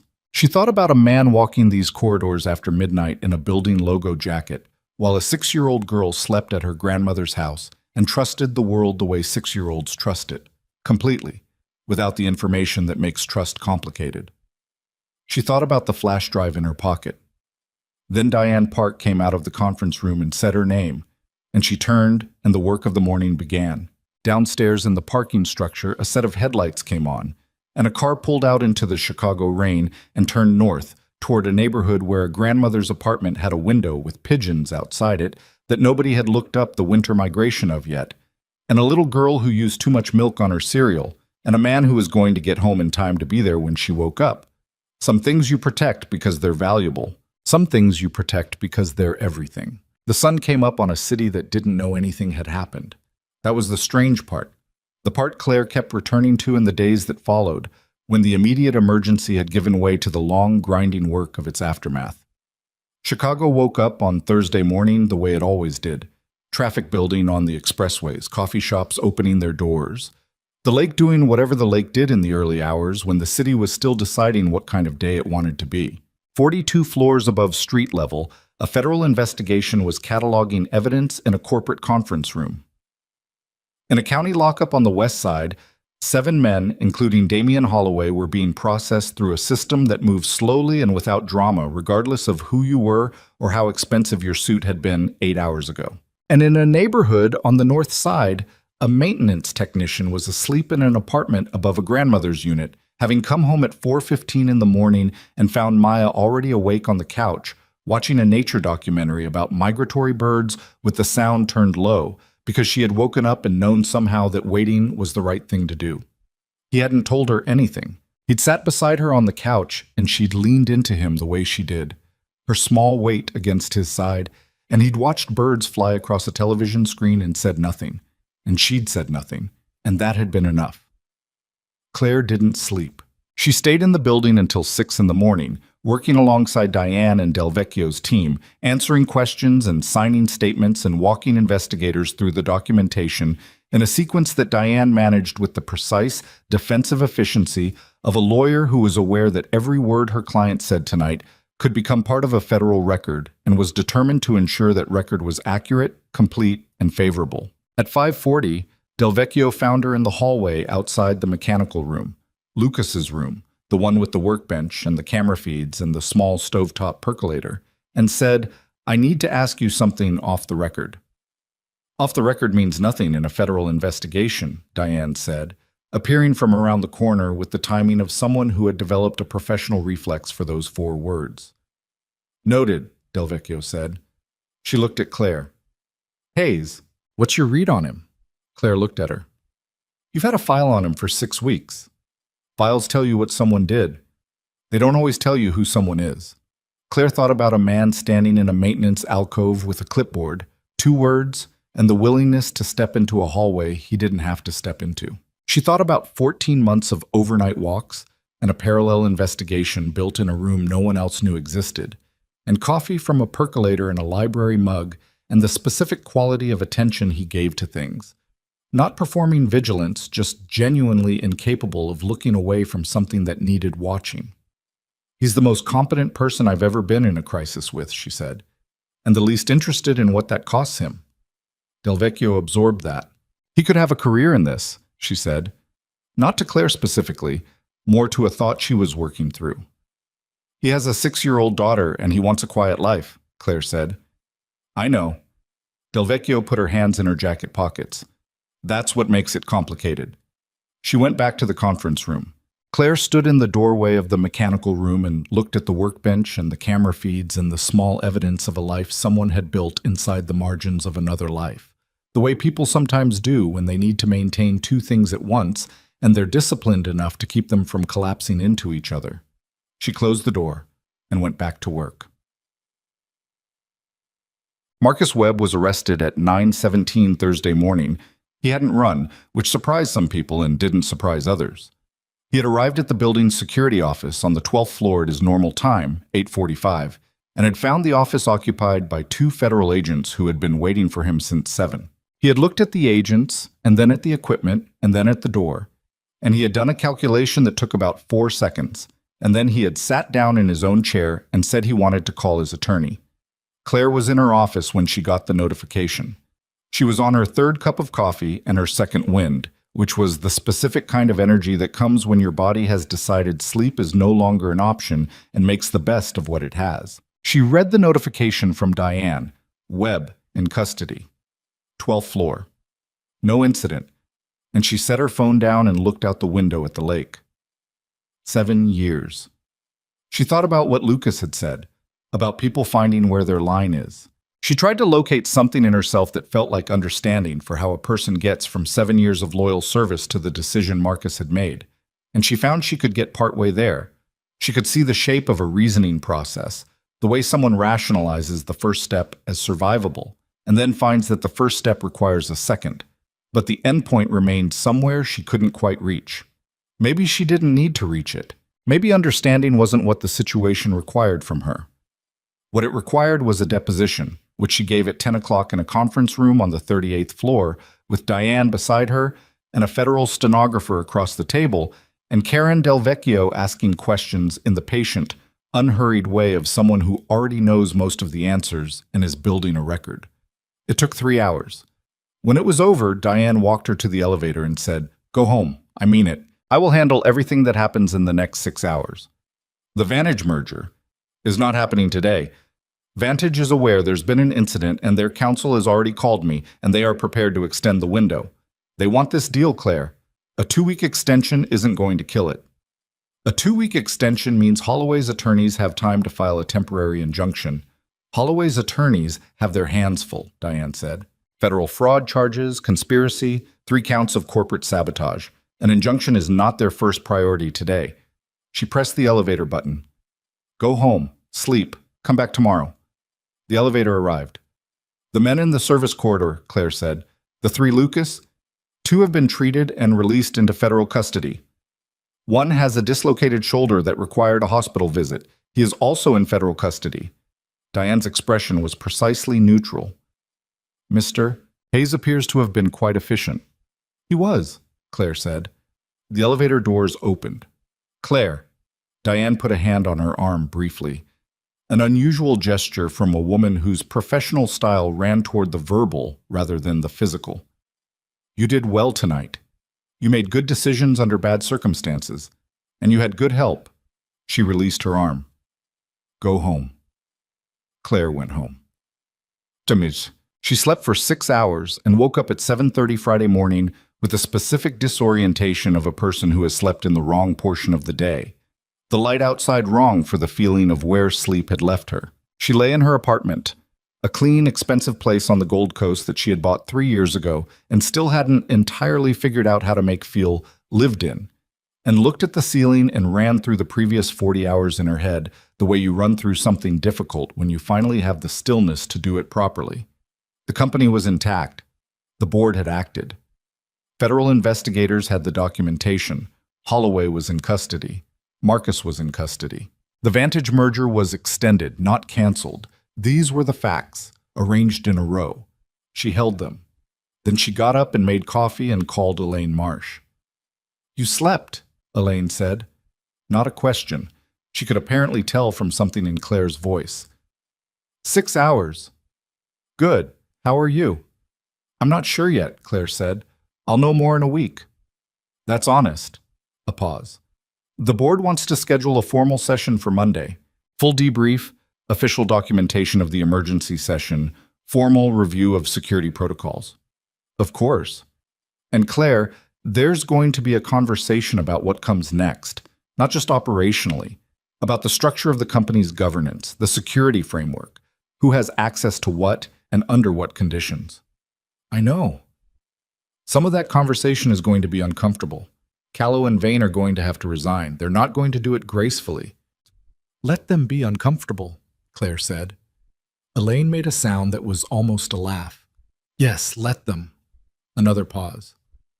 "What about Hayes?" Claire looked out at her kitchen window at the lake. It was overcast, the water a flat gray-green under the same clouds that had been sitting on the city since Wednesday night. "I've been thinking about that," she said. "So have I," Elaine said. A man who spent 14 months protecting this company without being asked, who built an intelligence operation in a room we didn't know existed, who has the training and judgment to... She stopped. I want to say we should find a place for him. But that's my read from the outside. You spent the night with him. He wants a quiet life, Claire said. He's been very clear about that. People can want a quiet life and still need work that's worthy of them. I know. Claire held her coffee mug. I'm going to talk to him, when the timing is right. Don't wait too long, Elaine said. Men like that have a way of disappearing when you're not looking. Down. The week that followed was not quiet, and it was not easy, and it did not resolve itself into anything clean. The federal investigation expanded in the way large investigations do, outward, finding connections that nobody had mapped yet, pulling threads that led to other threads. By Friday afternoon, Del Vecchio's team had identified 2 additional shell companies beyond what the flash drive had documented, both of them connected to a broader network of Holloway's acquisitions that were now under scrutiny. The scope of what he'd been doing, not just at Whitmore, but across 4 other infrastructure companies over the past 3 years, was larger than anyone had initially understood, and the federal case that was building around it was correspondingly significant. This was, in practical terms, good news for Claire, and difficult news for her schedule.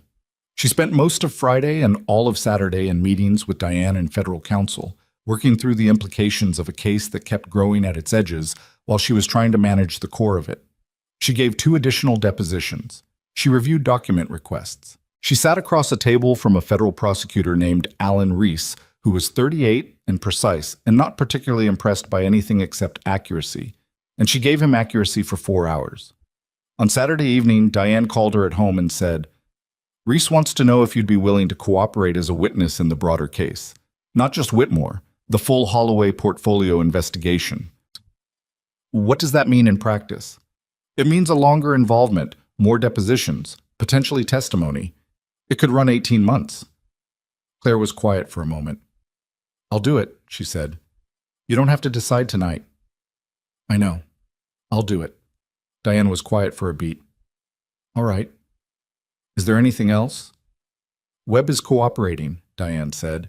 He reached an agreement with prosecutors this afternoon. In exchange for a full account of his involvement, they're recommending a reduced charge. Claire looked at her kitchen ceiling. What did he say? She asked. What was his reason? Diane paused. His mother's medical bills, she said. She's been in long-term care for 2 years. He's been covering the gap between what insurance pays and what the facility costs. A pause. He said he told himself it was temporary, that he'd find another way out of it before anything happened. Claire sat with that. It didn't change what Marcus had done. The damage was the same, the betrayal was the same, the 7 years of built trust that had become a tool in someone else's hands was the same. But it gave the shape of a person back to someone she'd spent the week trying to understand only as a fact. And that was uncomfortable in a specific way that she thought probably needed to be uncomfortable. Thank you for telling me, she said. I thought you should know. Diane paused. Go to sleep, Claire. Monday's board meeting is going to be long. It was. The Monday board session ran from 9 in the morning until 4 in the afternoon, with a 40-minute break for lunch that most people didn't take.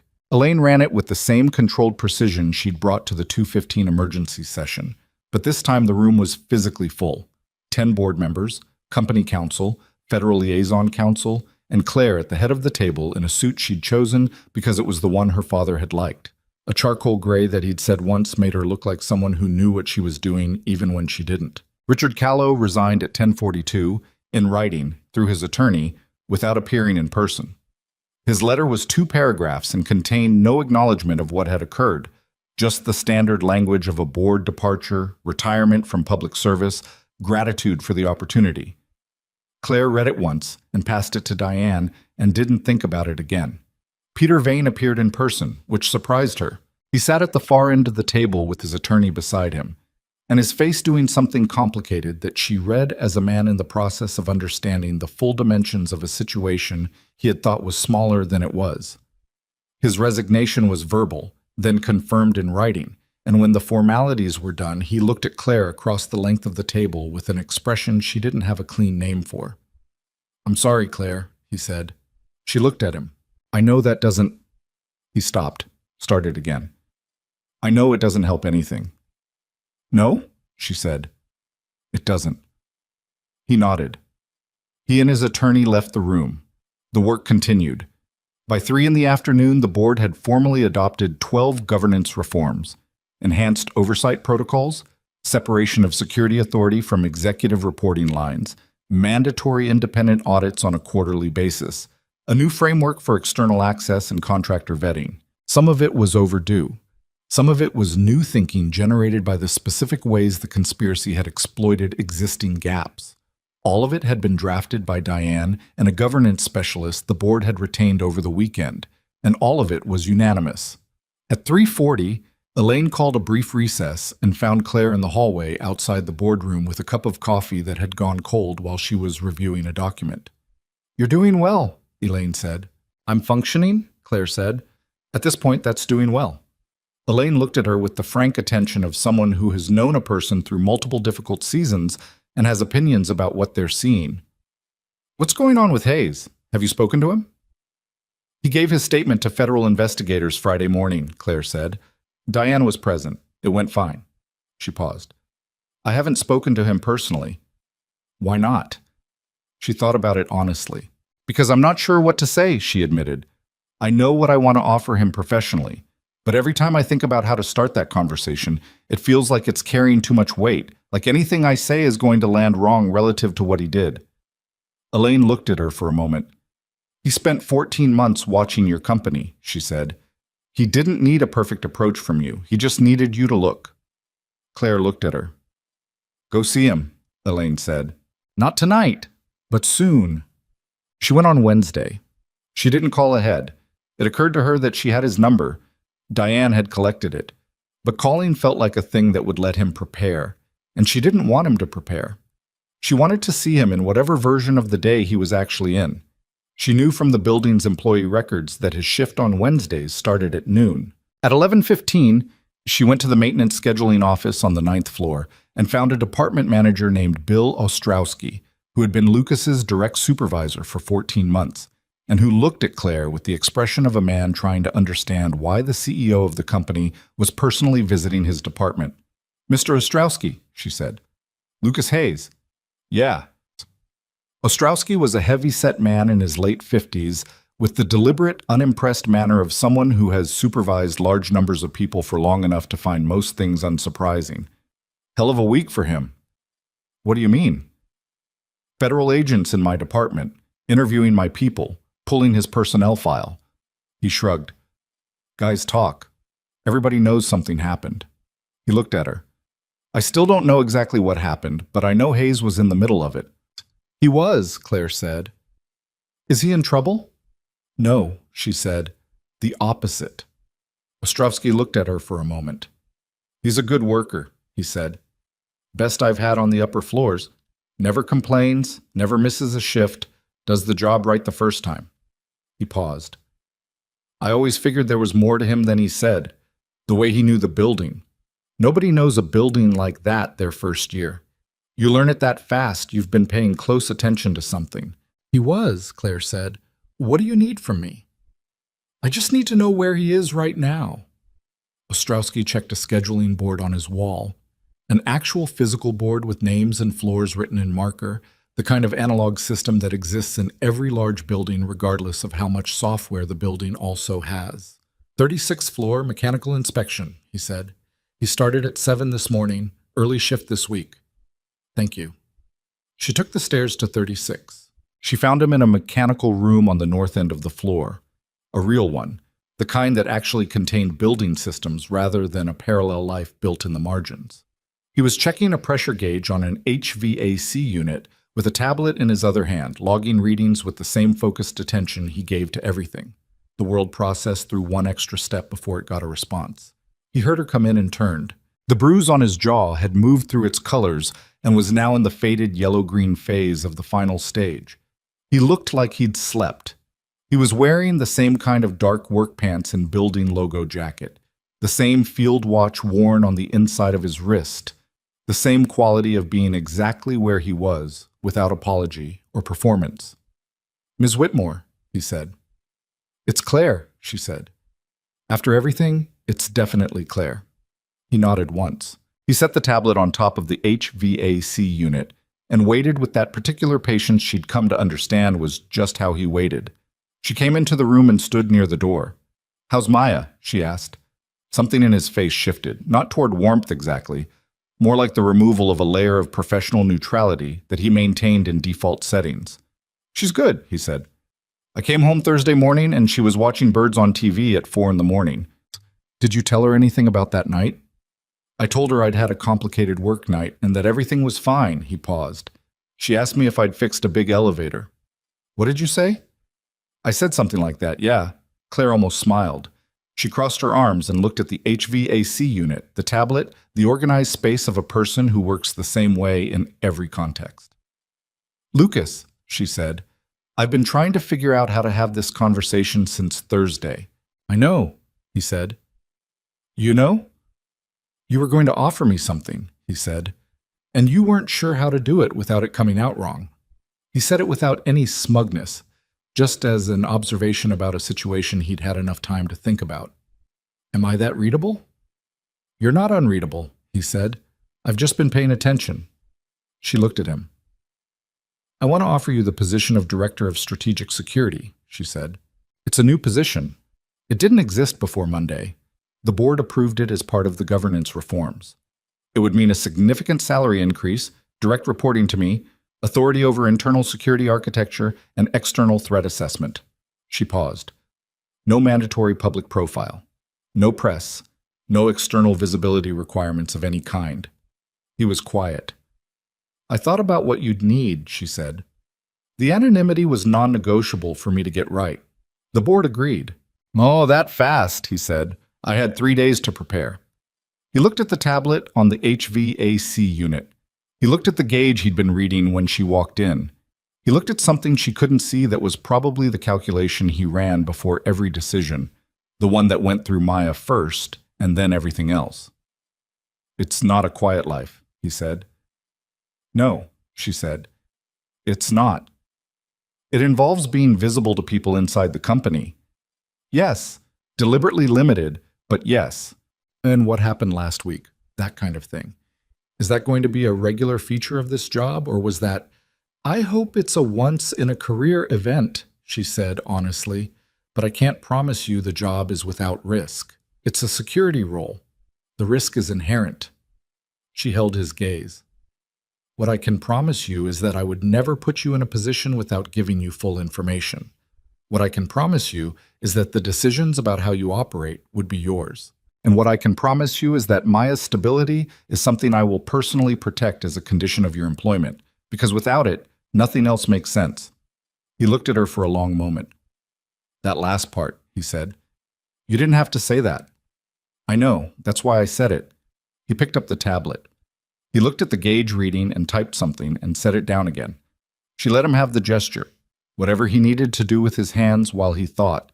I'm going to need to talk to Maya's grandmother, he said, about schedule, about what it means for pickup and drop-off. Of course. And I want it in writing that my operational decisions don't go through any committee. I report to you, and that's the structure. Already in the offer letter, she said. He looked at her. You wrote an offer letter already. I wrote it Saturday, she said. Diane reviewed it Sunday. It's been ready since Monday morning. He looked at her with that specific quality of attention, the extra step before the response. And then finally, something that was not quite a smile, but was the closest she had seen him get to one without it falling back into his face. One more condition, he said. Name it. The room on 42, he said. The mechanical room. I want to keep access to it. She thought about the workbench and the camera feeds and the percolator and the library mug. It's yours, she said. He nodded. He picked up his tablet and shut down the readings and tucked the tablet under his arm. Then he extended his hand. She shook it. It was not a dramatic moment. It was a man and a woman in a mechanical room on the 36th floor of a building at 11:27 in the morning, shaking hands over a decision that had taken 10 minutes to arrive at and 14 months to earn. The HVAC unit hummed. The building did what buildings do, indifferent and continuous. When do you want me to start? He asked. There's no rush, she said. Take a week. Get Maya settled with the new schedule. He shook his head. Monday's fine. Lucas, I said Monday, he said, not with force, just with the directness of a person who knows how he functions and doesn't see the use in padding it. I don't do well with unstructured time. It gives me too much room to second-guess things. She looked at him. Monday, she said. Monday, he confirmed. He moved toward the door. She stepped aside to let him pass, and he stopped in the doorway, half in and half out of the mechanical room. Claire, he said. Yeah. The offer letter. He looked at her. The part about Maya's stability. I know you meant it, but you should know... He paused. That's not something anyone said to me before, in any professional context, or most personal ones. She held his look. Then it was overdue, she said. He held it a moment longer.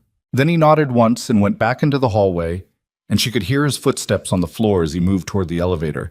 The same even pace, the same absence of hurry or performance, just a person going from one place to the next because there was work to be done. She stood in the mechanical room for a moment after he left. She thought about her father, who had said once, she'd been maybe 14, watching him manage a conflict between two warehouse supervisors with the kind of patience that looked effortless from the outside, that the most important thing in a business is knowing who you can trust and being worth their trust in return. She'd thought she understood that at 14. She thought she'd understood it at 27 when she took over the company. She thought she'd understood it at 30, a week ago, when she'd found a flash drive on her office floor. She understood it differently now. She took the elevator back up to 42. The days that followed settled into a rhythm that was not normal. Normal was somewhere further out, still being reassembled from its components, but was functional. Claire worked. The company worked. The Vantage merger window was extended and then extended again by mutual agreement, while federal proceedings generated the kind of legal complexity that made acquisition due diligence teams nervous. And while Claire's counsel managed those nerves with the patient, document-heavy reassurance of people who had done this before. Del Vecchio's investigation expanded into what the Chicago Tribune, which picked up the story on Thursday afternoon through a source that was never identified, described as one of the most sophisticated corporate fraud conspiracies uncovered in the Midwest in a decade. Claire's name appeared in the story, which she'd expected and had prepared for.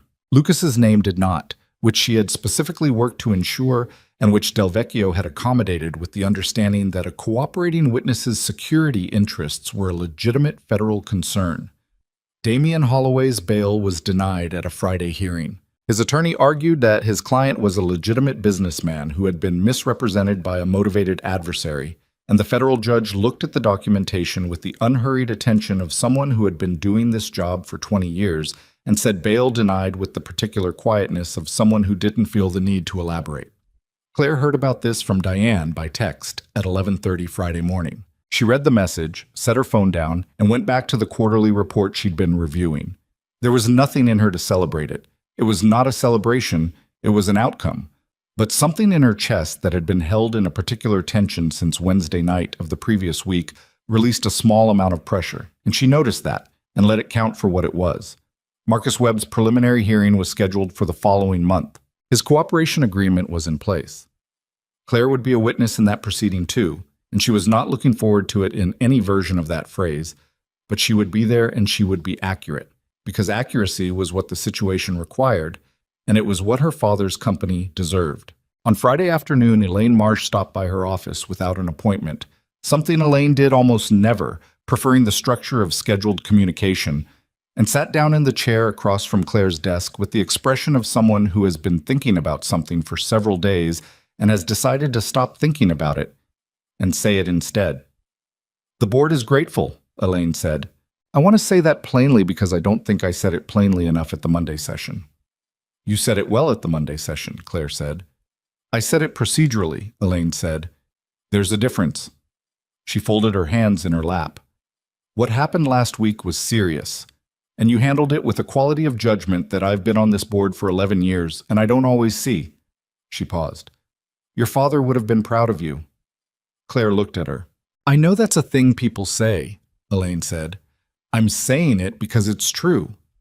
Claire's throat did something she didn't entirely manage, but she kept her face still enough. "Thank you, Elaine," she said. "Don't get sentimental," Elaine said, standing up. "We have a merger to close." She left. Claire sat at her desk for a moment in the quiet office, the lake visible through the window, the city doing what it always did, regardless of what happened on any particular floor of any particular building, and she held the week in her hands the way you hold something before you set it down for good. On the corner of her desk was the flash drive. She'd kept it. She knew the irrationality of it. It was evidence in a federal case, and she'd given the original contents to every relevant party.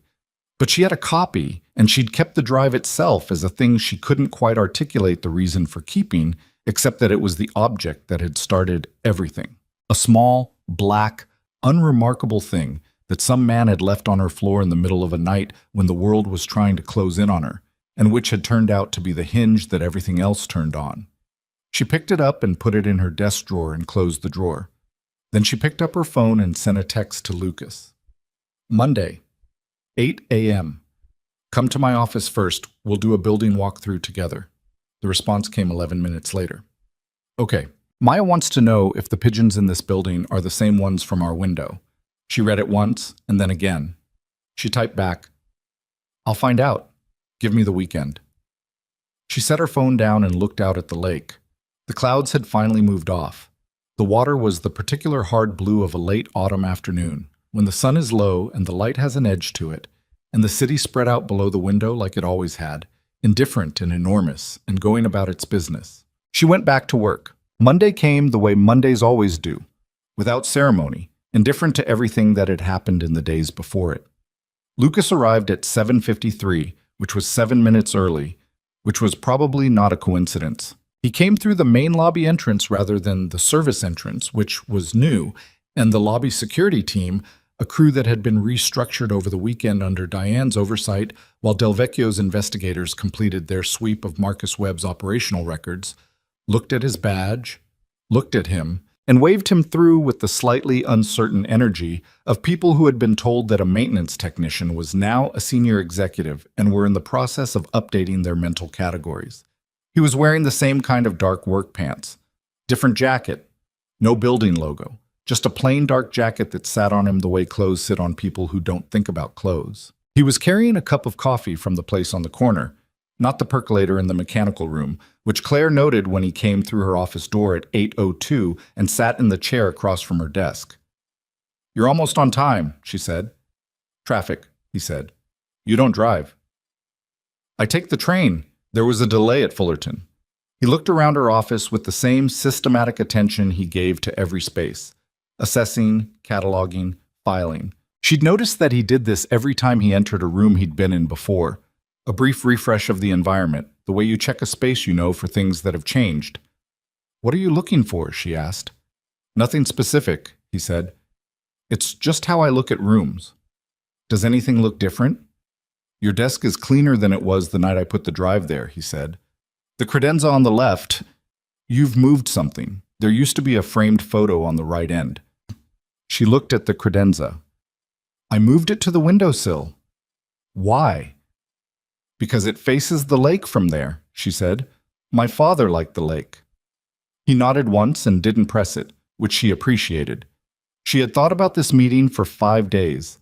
She had made notes, which she then decided not to use, and then made different notes, which she also decided not to use. What she'd arrived at was the understanding that the only way to do this correctly was to simply do it, without architecture. Because Lucas Hayes was a person who could detect the architecture of a conversation from the outside, and she didn't want him detecting it. "Before we do the walkthrough," she said, "I want to say something." He held his coffee and waited. "I've been thinking about what you did," she said.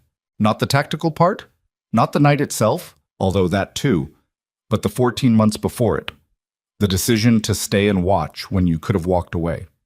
The decision to build something in that room and keep building it, night after night, for a year and a half, without anyone knowing and without anyone asking you to." She paused. "I've tried to understand what that costs a person," she said, "and I don't think I can, fully. But I want you to know that I've tried to understand it, and I know it costs something, and I know it was yours to give, and you gave it anyway." Lucas looked at his coffee cup for a moment. "You don't owe me a speech," he said. I know, this isn't a speech. It's just, I wanted to say it before we made it official and put it in a title and a salary and turned it into a professional arrangement. She held his look. Because what it was before all of that was something else, something I don't have the right word for. He was quiet for a moment. My team, he said. The ones we lost. I spent a long time thinking about what I could have done differently, whether different decisions would have changed the outcome, whether the intelligence we had was always going to be wrong, or whether there was something I missed that I should have caught. He looked at her. You don't stop being the kind of person who watches for things. You either find somewhere to put it, or it goes somewhere bad. A pause. I found somewhere to put it. This building, she said. Maya needed stability. The building needed someone paying attention. It worked out. You make it sound simple. It wasn't simple, he said, but the logic of it was. She looked at him. Okay, she said, let's do the walkthrough. They started on the lobby level and worked their way up, which was the opposite of the direction most people would assume a security review would go. You'd think you'd start at the top, with the executive suite, with the highest value targets. Lucas started at the bottom because, as he explained in the elevator, security failures almost always enter from the bottom and work their way up. The loading dock, the service entrances, the parking structure access points, the lobby desk protocols, the badge reader calibration on the employee entrance. By the time you're worrying about the 42nd floor, something has already gotten past the ground level. Claire listened and took notes on her phone. It took 4 hours. By the time they reached the executive floor, she had 3 pages of observations, 8 immediate action items, and a significantly revised understanding of how many things about her building's security she had assumed were functioning at a level they were not functioning at. Not because Marcus Webb had sabotaged them, though some of what she'd learned about his tenure would require a separate audit, but because the ordinary entropy of institutional security meant that systems assumed to work were often working at 60 or 70% of intended capacity. And the gap between assumption and reality was exactly the kind of space that sophisticated bad actors found and used. How do you see all of this? She asked, standing in the service corridor on 38, the same corridor that connected to the vertical utility chase, the same stretch of buildings she'd climbed through in her stocking feet 10 days ago. The gaps, how do you identify them that quickly? I look for what's not there, he said. Security people tend to look for threats. I look for the absence of deterrence, the camera that points at the wrong angle, the door that has a badge reader but no log review protocol, the shift change that takes 12 minutes instead of 5. He glanced at her. Threats adapt to whatever deterrence exists, but the absence of deterrence doesn't adapt, it just sits there. You taught yourself this. Navy taught me the principles, he said. I applied them here. Did it occur to you at any point in the 14 months to apply them somewhere more, I don't know, lucrative? Sure, he said. And? Maya's school is 4 blocks from the building, he said. Her grandmother's place is 6 blocks north. I know the names of the other kids in her class and which parents let their kids walk home and which ones don't. He looked at the corridor. Lucrative isn't the only metric. She held that. Lucrative isn't the only metric, she said. That should be on a wall somewhere. Please don't put it on a wall. I'm not going to put it on a wall. People put things on walls in corporate offices, he said. Motivational things. It's a whole industry. I know, I've never done it. Good. I do have one frame thing, she said. My father's first logistics contract, 1991. 1 truck, 1 route, $12,000. He looked at her. Now you have 800 million, he said. Almost, she said. Still 11 days. He almost smiled. This time it made it further than usual. The Vantage merger closed on a Tuesday, 17 days after it was supposed to, in a conference room that was not the North Conference Room on 42. That room had been deep cleaned and would eventually return to normal function, but Claire had quietly scheduled all significant meetings elsewhere for the foreseeable future, and nobody on her team had asked why. The signing took 40 minutes. The Vantage team was led by their CEO, a 55-year-old man named Gerald Orth, who had the manner of someone who had been in rooms like this many times and found them pleasantly familiar. He shook Claire's hand at the beginning and at the end, and in between he was efficient and professional, and he signed where indicated. When it was done, he leaned back in his chair and said, "You had quite a week, from what I understand." "We did," Claire said. "I hope you know we weren't going anywhere," he said. "The extension. Some deals fall apart when the principal is distracted by all of this." He gestured vaguely. "We weren't walking." "I know," she said. "Thank you for that." "The company your father built," he said. "The company you built on top of it. That's what we're acquiring, not the drama around the edges." He paused. "My due diligence team said your operational infrastructure was the cleanest they'd reviewed in 3 years. That doesn't happen by accident." "No," she said. "It doesn't."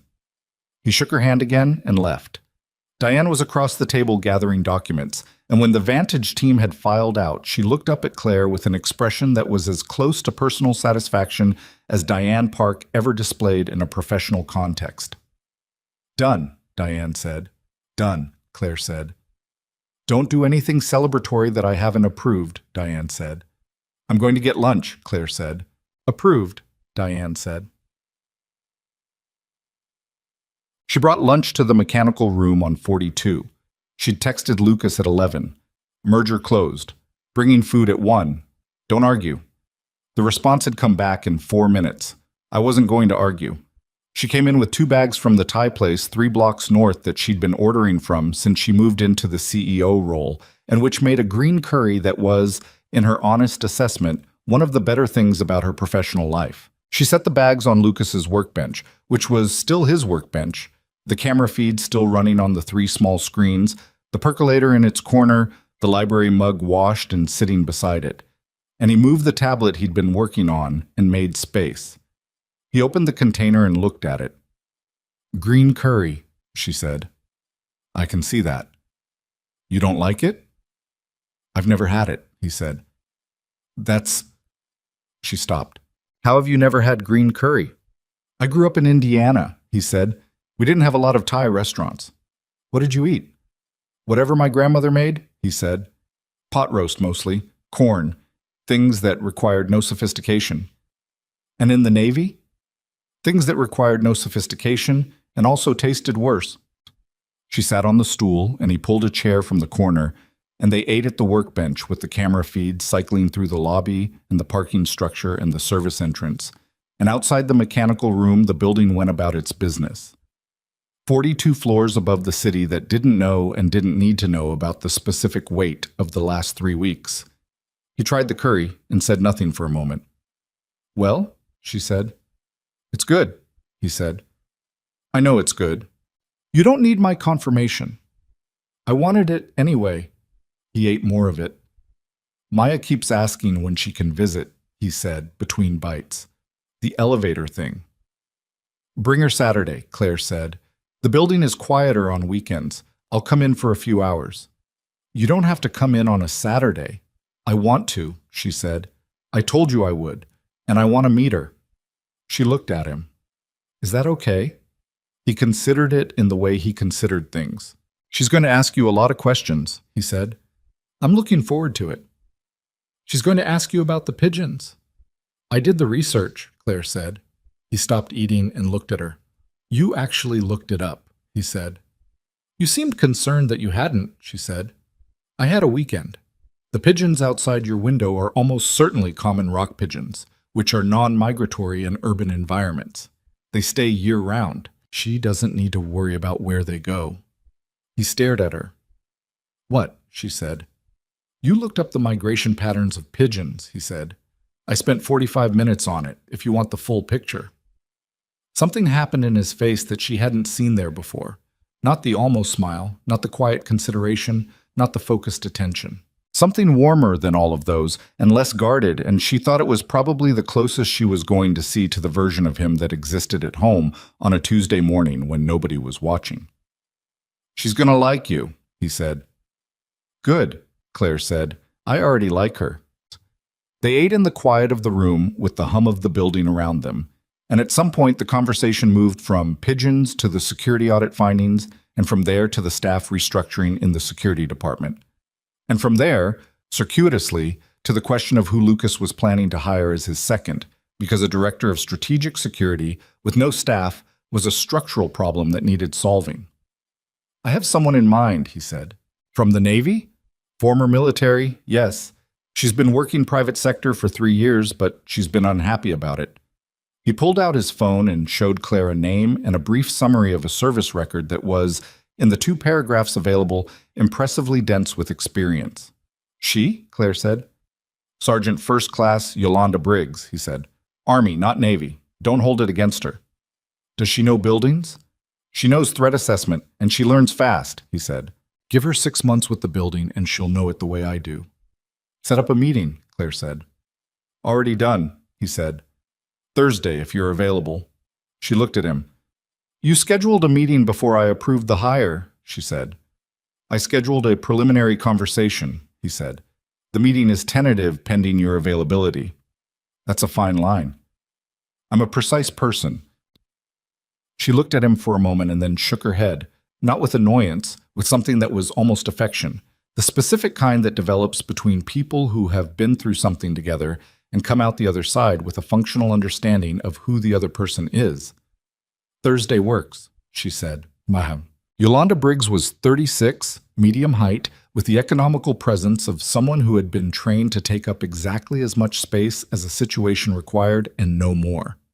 She came to the Thursday meeting in a blazer over a dark shirt, and she shook Claire's hand with the direct firmness of someone who had decided that the handshake was an accurate first piece of information about a person and was offering accurate first information about herself. She sat across the table from Claire and beside Lucas, and she answered questions with a precision that occasionally surprised even Lucas, who knew her record, because there is a difference between knowing what someone has done and hearing how they describe what they've learned from it.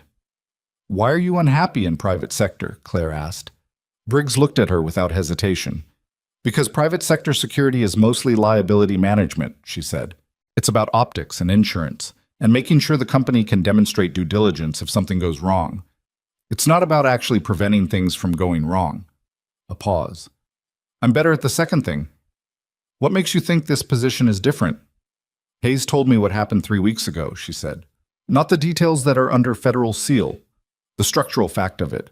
That this building had an active intelligence operation running inside it for 14 months before it mattered, and that when it mattered, it worked." She looked at Claire. "That tells me this is a place where someone decided the second thing was worth doing. That's where I want to work." Claire looked at Lucas. He was looking at the table with the expression of someone being described accurately and finding it mildly uncomfortable. "She's always like this," he said. "I appreciate it," Claire said. She looked back at Briggs. "When can you start?" 2 weeks' notice to my current position," Briggs said. "Then whenever you need me." 3 weeks from Monday," Claire said. "Lucas will brief you on the building during your first week. By the end of week 2, I want your independent assessment of the security gaps he identified. Not confirmation, independent assessment." Briggs nodded. "I'll probably find different things." "That's the point," Claire said. After Briggs left, Lucas and Claire stood in the conference room for a moment in the aftermath of the meeting. That specific beat, where 2 people who've just made a decision together take a breath before the next thing. "She's good," Claire said. "She's better than good," he said. "She's also going to argue with me about methodology." "Is that a problem?" "No," he said. "It's necessary." He picked up his notepad. "She argued with me in the service for 6 months before we figured out how to work together. After that, we didn't lose people."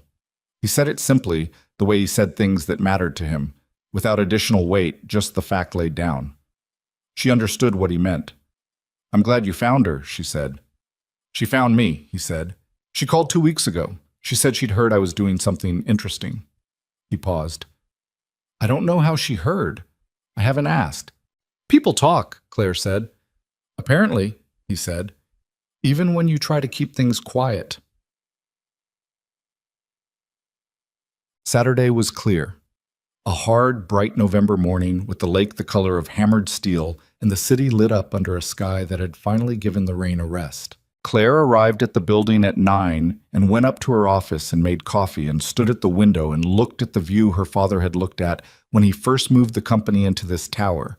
The same city and the same lake and the same specific quality of Chicago winter light that is unforgiving and beautiful in equal measure. She thought about what the last 3 weeks had cost. Not the company. The company was intact. The merger was closed. The legal proceedings were in motion and would eventually resolve themselves in the way legal proceedings do, slowly and expensively, and with occasional frustrations.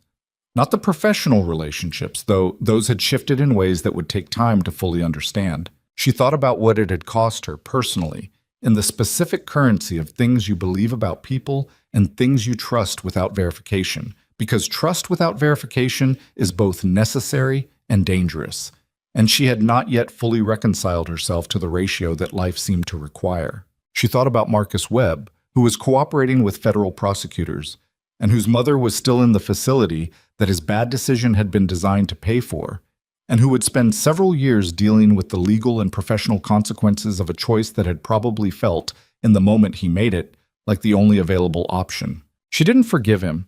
She wasn't sure forgiveness was the right framework, but she thought about him with something that was at least the beginning of complexity, and she supposed that was more honest than nothing. She thought about her father and the flash drive in her desk drawer and the $12,000 contract in the frame on the windowsill, and she thought that what connected all of those things was something simpler than the word legacy implied, but harder than the word work implied.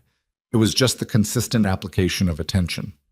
Paying attention to what was real, paying attention to what was right, paying attention to the people around you, not as instruments of your larger goals, but as people.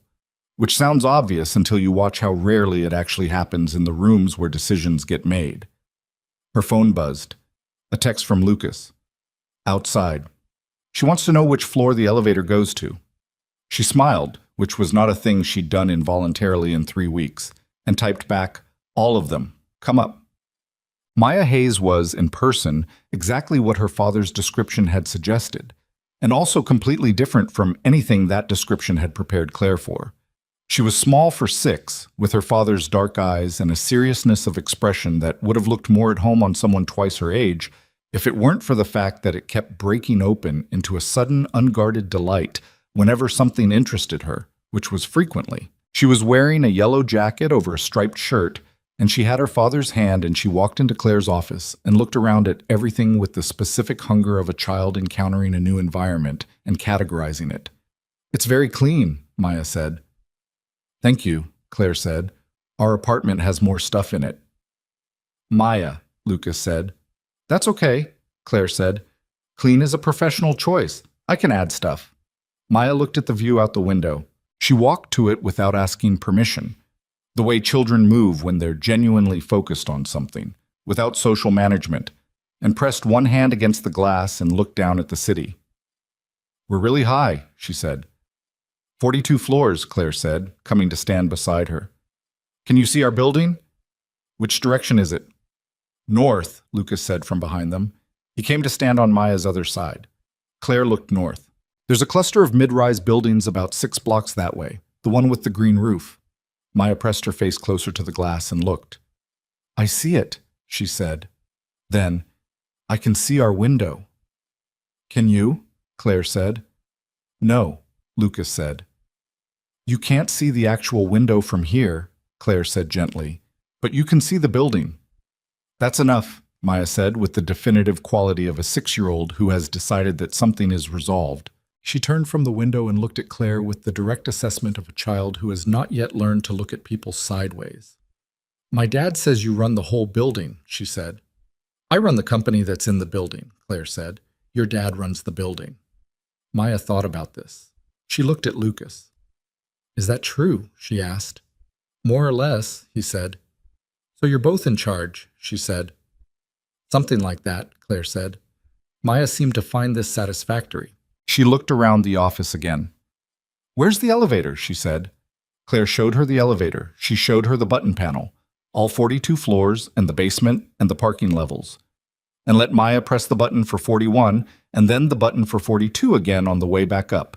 And Maya rode the elevator with the focused pleasure of someone experiencing a thing they've been thinking about for a while and finding it lives up to consideration. Then Maya asked about the pigeons. They were standing at the window again, all 3 of them, and Maya had been looking at the birds on the ledge of the building across from them. Three pigeons huddled against the wind with the indifferent patience of birds that have made their peace with November. When she said, "Do those pigeons go away in winter?" "Rock pigeons don't migrate," Claire said. "They stay in cities year-round, so the ones outside your window will still be there in January." Maya looked at the pigeons across the way. "How do you know?" she said. "I looked it up," Claire said. Maya looked at her father. "She looked it up," she said, with the tone of someone who has just been given evidence in a long-running argument. "I know," Lucas said. "She told me." "You said you'd look it up." "I said I'd look into it," he said. "That means the same thing." "It doesn't always mean the same thing." Maya turned back to the window with the expression of someone who has made her point and is choosing to let it land rather than press it further. She watched the pigeons for a moment. "I'm glad they don't go away," she said. "Me too," Claire said. They stood at the window for a while, the three of them, looking out at a city that held them all in its ordinary morning. The traffic, the lake, the November light hitting the buildings at the angle it hit at this hour. The pigeons doing what pigeons do, which is exist without any particular concern for the significance of the things happening around them. At some point, Maya decided she wanted to see the very top of the building, and Claire took her and Lucas to the 43rd floor, which was a mechanical penthouse rather than anything scenic, but which had a window that looked straight up at the sky, and Maya stood under it and looked up at nothing but cloud and blue and said, very quietly, "Oh." Not performing wonder, just having it. Lucas stood beside Claire, and they both watched his daughter look at the sky through a window at the top of a building, and Claire thought that there was something in that image. The small girl in the yellow jacket, the upturned face, the specific quality of a child encountering the size of the world without fear, that she would hold on to for a very long time. Not because it was a lesson or a symbol or anything that reduced to a usable idea, but because some things are worth holding simply because they're real. She thought that her father would have liked this moment. He had believed, more firmly than most people she'd known, that the right reward for difficult work was not money or recognition, but the specific kind of morning where you can look at what you've built and feel that it was worth building. Not perfect. He'd never used that word, in all the years she'd watched him work. But real. Made of something that would last. She thought about the flash drive in her desk drawer, and Marcus Webb and Damian Holloway in federal custody, and the board session at 2:15 in the morning, and a granola bar eaten at a loading dock while headlights appeared in the rain.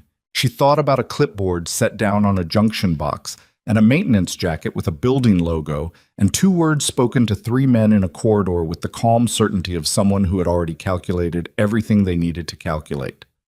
Wrong door. She thought about the fact that strength, in her experience now, the experience of a woman who had built something and nearly lost it and gotten it back, did not look the way she had always been taught to expect it to look. It did not look like confidence projected across a conference table or authority asserted in a room full of people who were already positioned to receive it. It did not announce itself, and it did not require an audience, and it did not need your recognition in order to keep functioning. It looked like a man who took the overnight shift so he could be home in the mornings. It looked like 14 months of paying attention to something nobody else was watching, building a record in a room no one knew existed, making the choice to step out of a shadow at exactly the right moment without any guarantee of how it would go. It looked like a child asking a question about birds, and a father saying, "I'll look into it," meaning I won't forget this, even when there are other things to carry. There are people who move through the world loudly enough that everyone knows they've been there, and then there are people who move through it carefully, who notice the things that need noticing and do the things that need doing and go home afterward without requiring you to thank them for it. The world needs both kinds, but it is the second kind that holds things together when everything else is falling apart, and the second kind that rarely gets a window office with a view of the lake, and the second kind that most of us walk past every day without understanding what we're walking past. Claire Whitmore understood it now. They left the building at noon. Maya went first, through the lobby, pausing briefly to look at the elevator doors one more time with the expression of someone mentally filing a location for future reference. Lucas followed, stopping at the security desk to exchange a brief word with the officer there, already operating in the easy, functional authority of someone who belongs in a space, who the space has made room for. Claire walked them out through the main entrance and onto the sidewalk where Chicago was going about its Saturday business, People moving in the particular purposeful aimlessness of a weekend morning, the air cold and clean, and carrying the lake smell that she associated with this city in the way you associate smells with things you love without quite meaning to. She crouched down to Maya's level. "Thank you for coming," she said. Maya considered her, the serious expression, the dark eyes assessing. "Can we come back?" Maya said. "Whenever you want," Claire said. "Can I press the elevator button again?" "Every time." Maya nodded, satisfied, and then did something unexpected. She hugged Claire briefly and with the complete physical commitment of a child who has decided something and acts on it without overthinking. It was over in 2 seconds. Maya stepped back and took her father's hand. "Okay," Maya said, apparently to no one in particular. Claire stood up. She looked at Lucas. He was looking at his daughter with the expression she now understood was the unguarded version of him. The one that existed when he wasn't managing the part of himself that stayed watchful and contained and ready. It was the face of a man who had served and lost and come home and found, and a 6-year-old who used too much milk on her cereal and asked questions about pigeon migration, a reason good enough to rebuild around. He looked at Claire. "Monday," he said. "Monday," she confirmed. "I'll have the updated access protocol report on your desk by 9. "Don't put it on my desk before I'm there," she said. "I don't like finding things on my desk." He almost smiled. "Noted." He put his hand on Maya's shoulder, and they turned and walked north on the sidewalk. The yellow jacket bright in the November light, his dark jacket beside it, the two of them moving at the pace Maya set rather than the pace Lucas would have set alone. Claire watched them until they reached the corner. She had run this company for 3 years, and she intended to run it for 30 more. She had stood in boardrooms and negotiated across tables and made decisions in the early hours of the morning that would take months to understand if they were right. She had survived the specific loneliness of being the person everyone looks to when they need to know if things are going to be okay, and she had survived the specific test of discovering that people she'd trusted were not what she'd believed them to be. She had also survived a Wednesday night in October when the storm came in off the lake, and 3 men waited in a service corridor, and a quiet man in a maintenance jacket stepped out of a shadow and said 2 words, and everything that followed from that was still unfolding in ways she would spend years learning to understand. At the corner, Lucas and Maya turned north and disappeared from her line of sight, the yellow jacket the last thing visible before they were gone. She stood on the sidewalk outside the building for another moment. The wind came in off the lake the way it does in November in this city, with a directness that doesn't negotiate, that says, this is what cold feels like, and you're going to feel it, and that is simply the arrangement. She pulled her coat tighter. Around her, the city moved in all directions at once, indifferent and continuous, and entirely unmoved by the specifics of any individual life occurring within it, which was not a cold fact, but a stabilizing one. The reminder that the world is bigger than your story, and was here before it and will be hereafter. And the work of a life is to make something worth making inside that fact, not despite it. She looked up at the building. 42 floors, the windows reflecting the sky, the pigeons on the ledges of the upper floors doing what they always did. She went back inside. Some stories don't end. They just find their level, the place where the crisis has passed and the ordinary has resumed, and what you're left with is the changed version of the life you were living before, which is slightly harder and slightly more honest and, if you're paying attention, slightly more worth the living. Whitmore Logistics kept moving freight. The lights stayed on in the tower. A man in a plain dark jacket rode the elevator to the mechanical room on 42 and made coffee and checked the camera feeds and did the work that needed doing, quietly, without announcement, the way the best work always gets done. And somewhere 6 blocks north, 2 pigeons sat on a window ledge in the November cold and went nowhere, because they were exactly where they were supposed to be, and they had everything they needed, and that was sufficient.